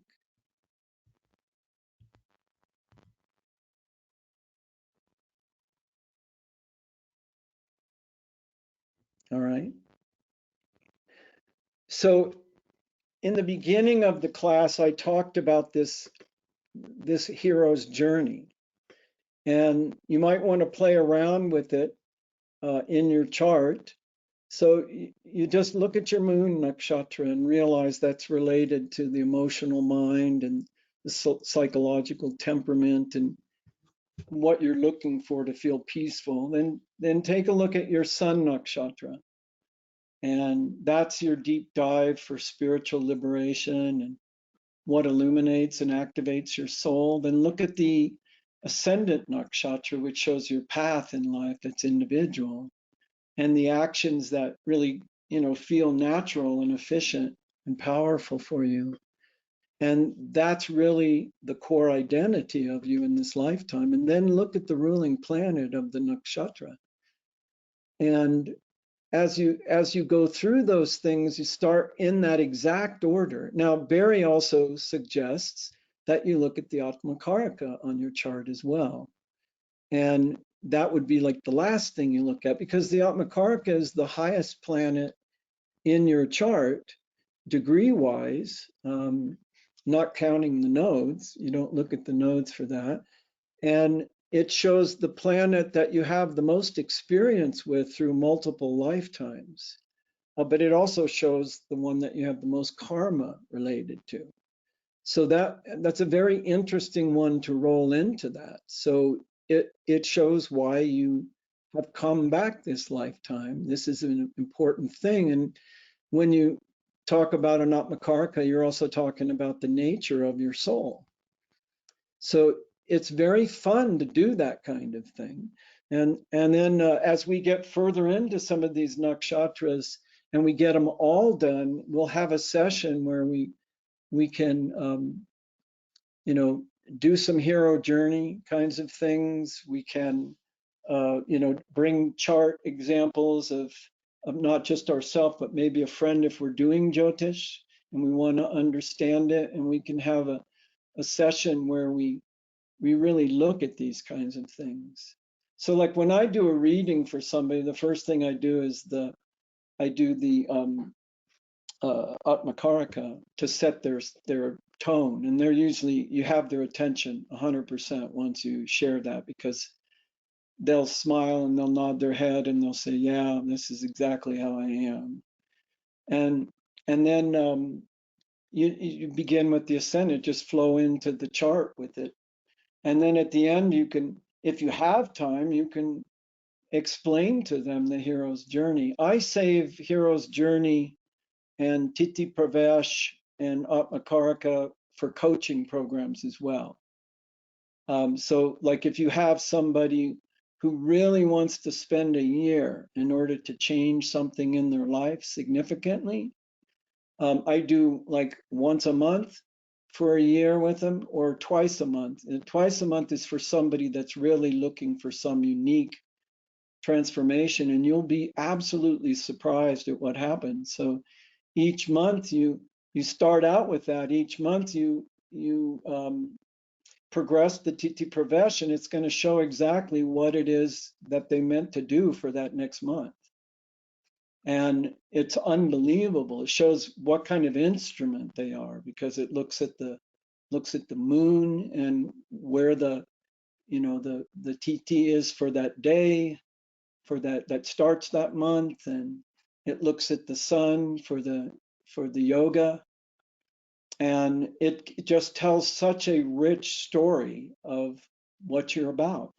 And it will shock you when you see it. You'll just be absolutely blown away how directly, you know, that affects you. So, and then in coaching, what you do is you just start with the house, and you go through. You can spend an hour, you can spend 2 hours on each of the houses, going through all of the different aspects. So you 12 months, you go through each of the houses along with it. And then you're progressing everything. And then you're addressing every single avenue in their life. It's what I do in my book. I wrote the book about hacking the gap, which is the fourth state of meditation, and how through, I'm kind of like Lord Saturn, because I'm a Capricorn and I have Saturn exalted in my 10th. And I've had tremendous ups and downs and difficulties and experiences, and the way I got through them, and they were like crushing experience, almost death related. In some cases they were death and coming back. So you take a look at those kind of energies and you start analyzing your chart through on a monthly basis. I mean, we do this all the time when we look at the new moons and the full moons and things like that. We look at the lessons that are going, but when you really dig into your life and you go back and look at the situations that happen, you'll not only see that, but you'll begin to see the patterns of Saturn. You'll see the patterns of Jupiter every 12 years repeating. They don't repeat exactly the way, but they'll bring the same instances back, and you'll start to see a huge richness in a person's life that you don't just see looking at the natal chart. And so what I found in my life is I always had to keep using the fourth state, keep hacking it, keep experimenting practices and different things like that.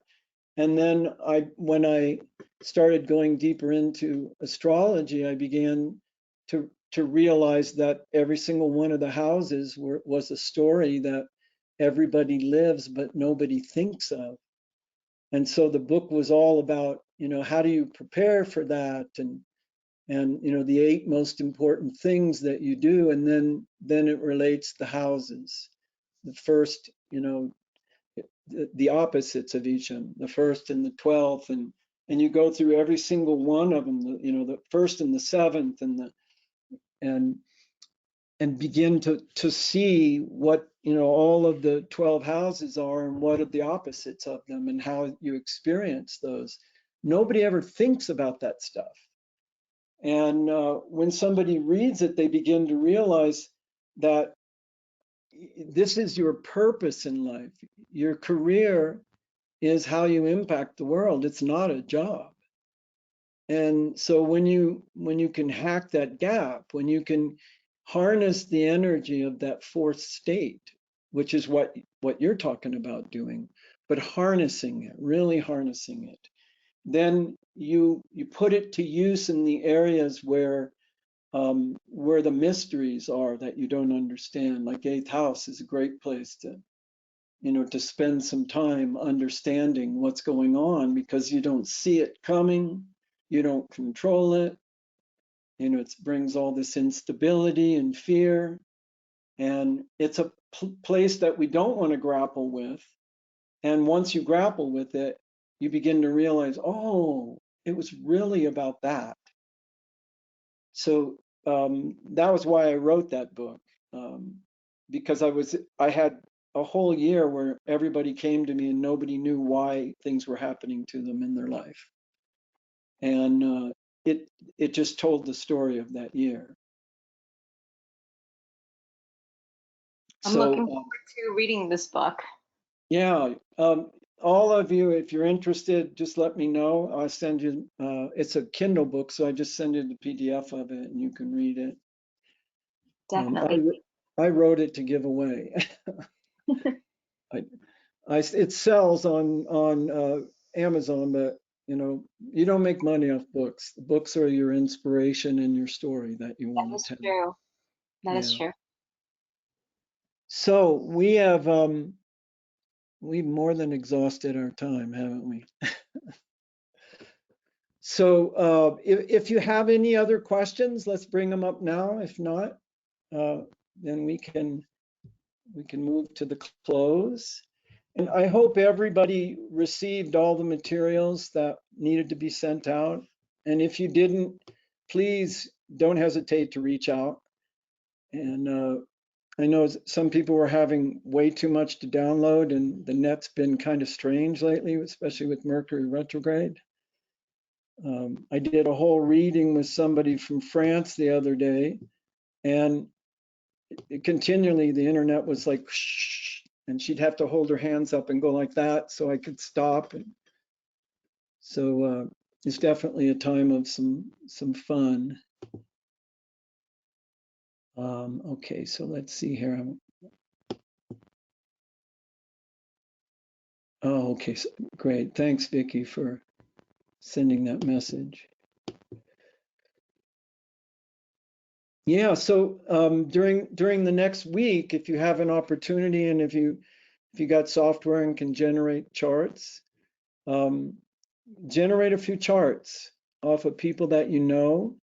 You can actually also just look up birth dates and times on the net for famous people and spin some of these and play around and see if you can apply some of the principles to the actual planets. And it's very interesting when you do it and there's a stellium of them gathered in one area, like in Punarvasu or in Ardra, for example, to really take it apart and see what all that really brings out. It's so much fun. Oh, wow, we have a lot of questions here.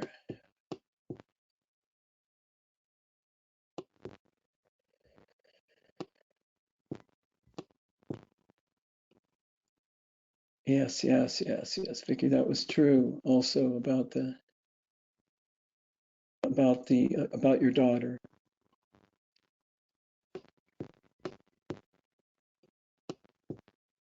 Yeah. Okay. Well, I guess at this point, if we don't have any more questions, we can wrap this up and set everyone free to enjoy the rest of your Saturday.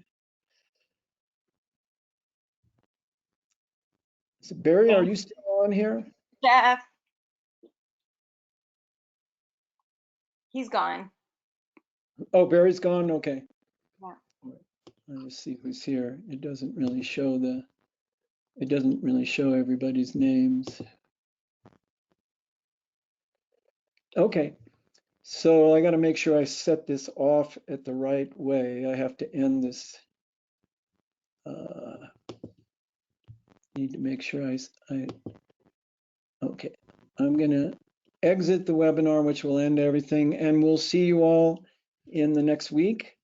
And I'll get all of the files out to you probably 2 days earlier this time, because I have a little more time this week I'm going to try to finish up everything and have it ready to go. So have a great Saturday. Blessings to all of you. Thank you. Bye.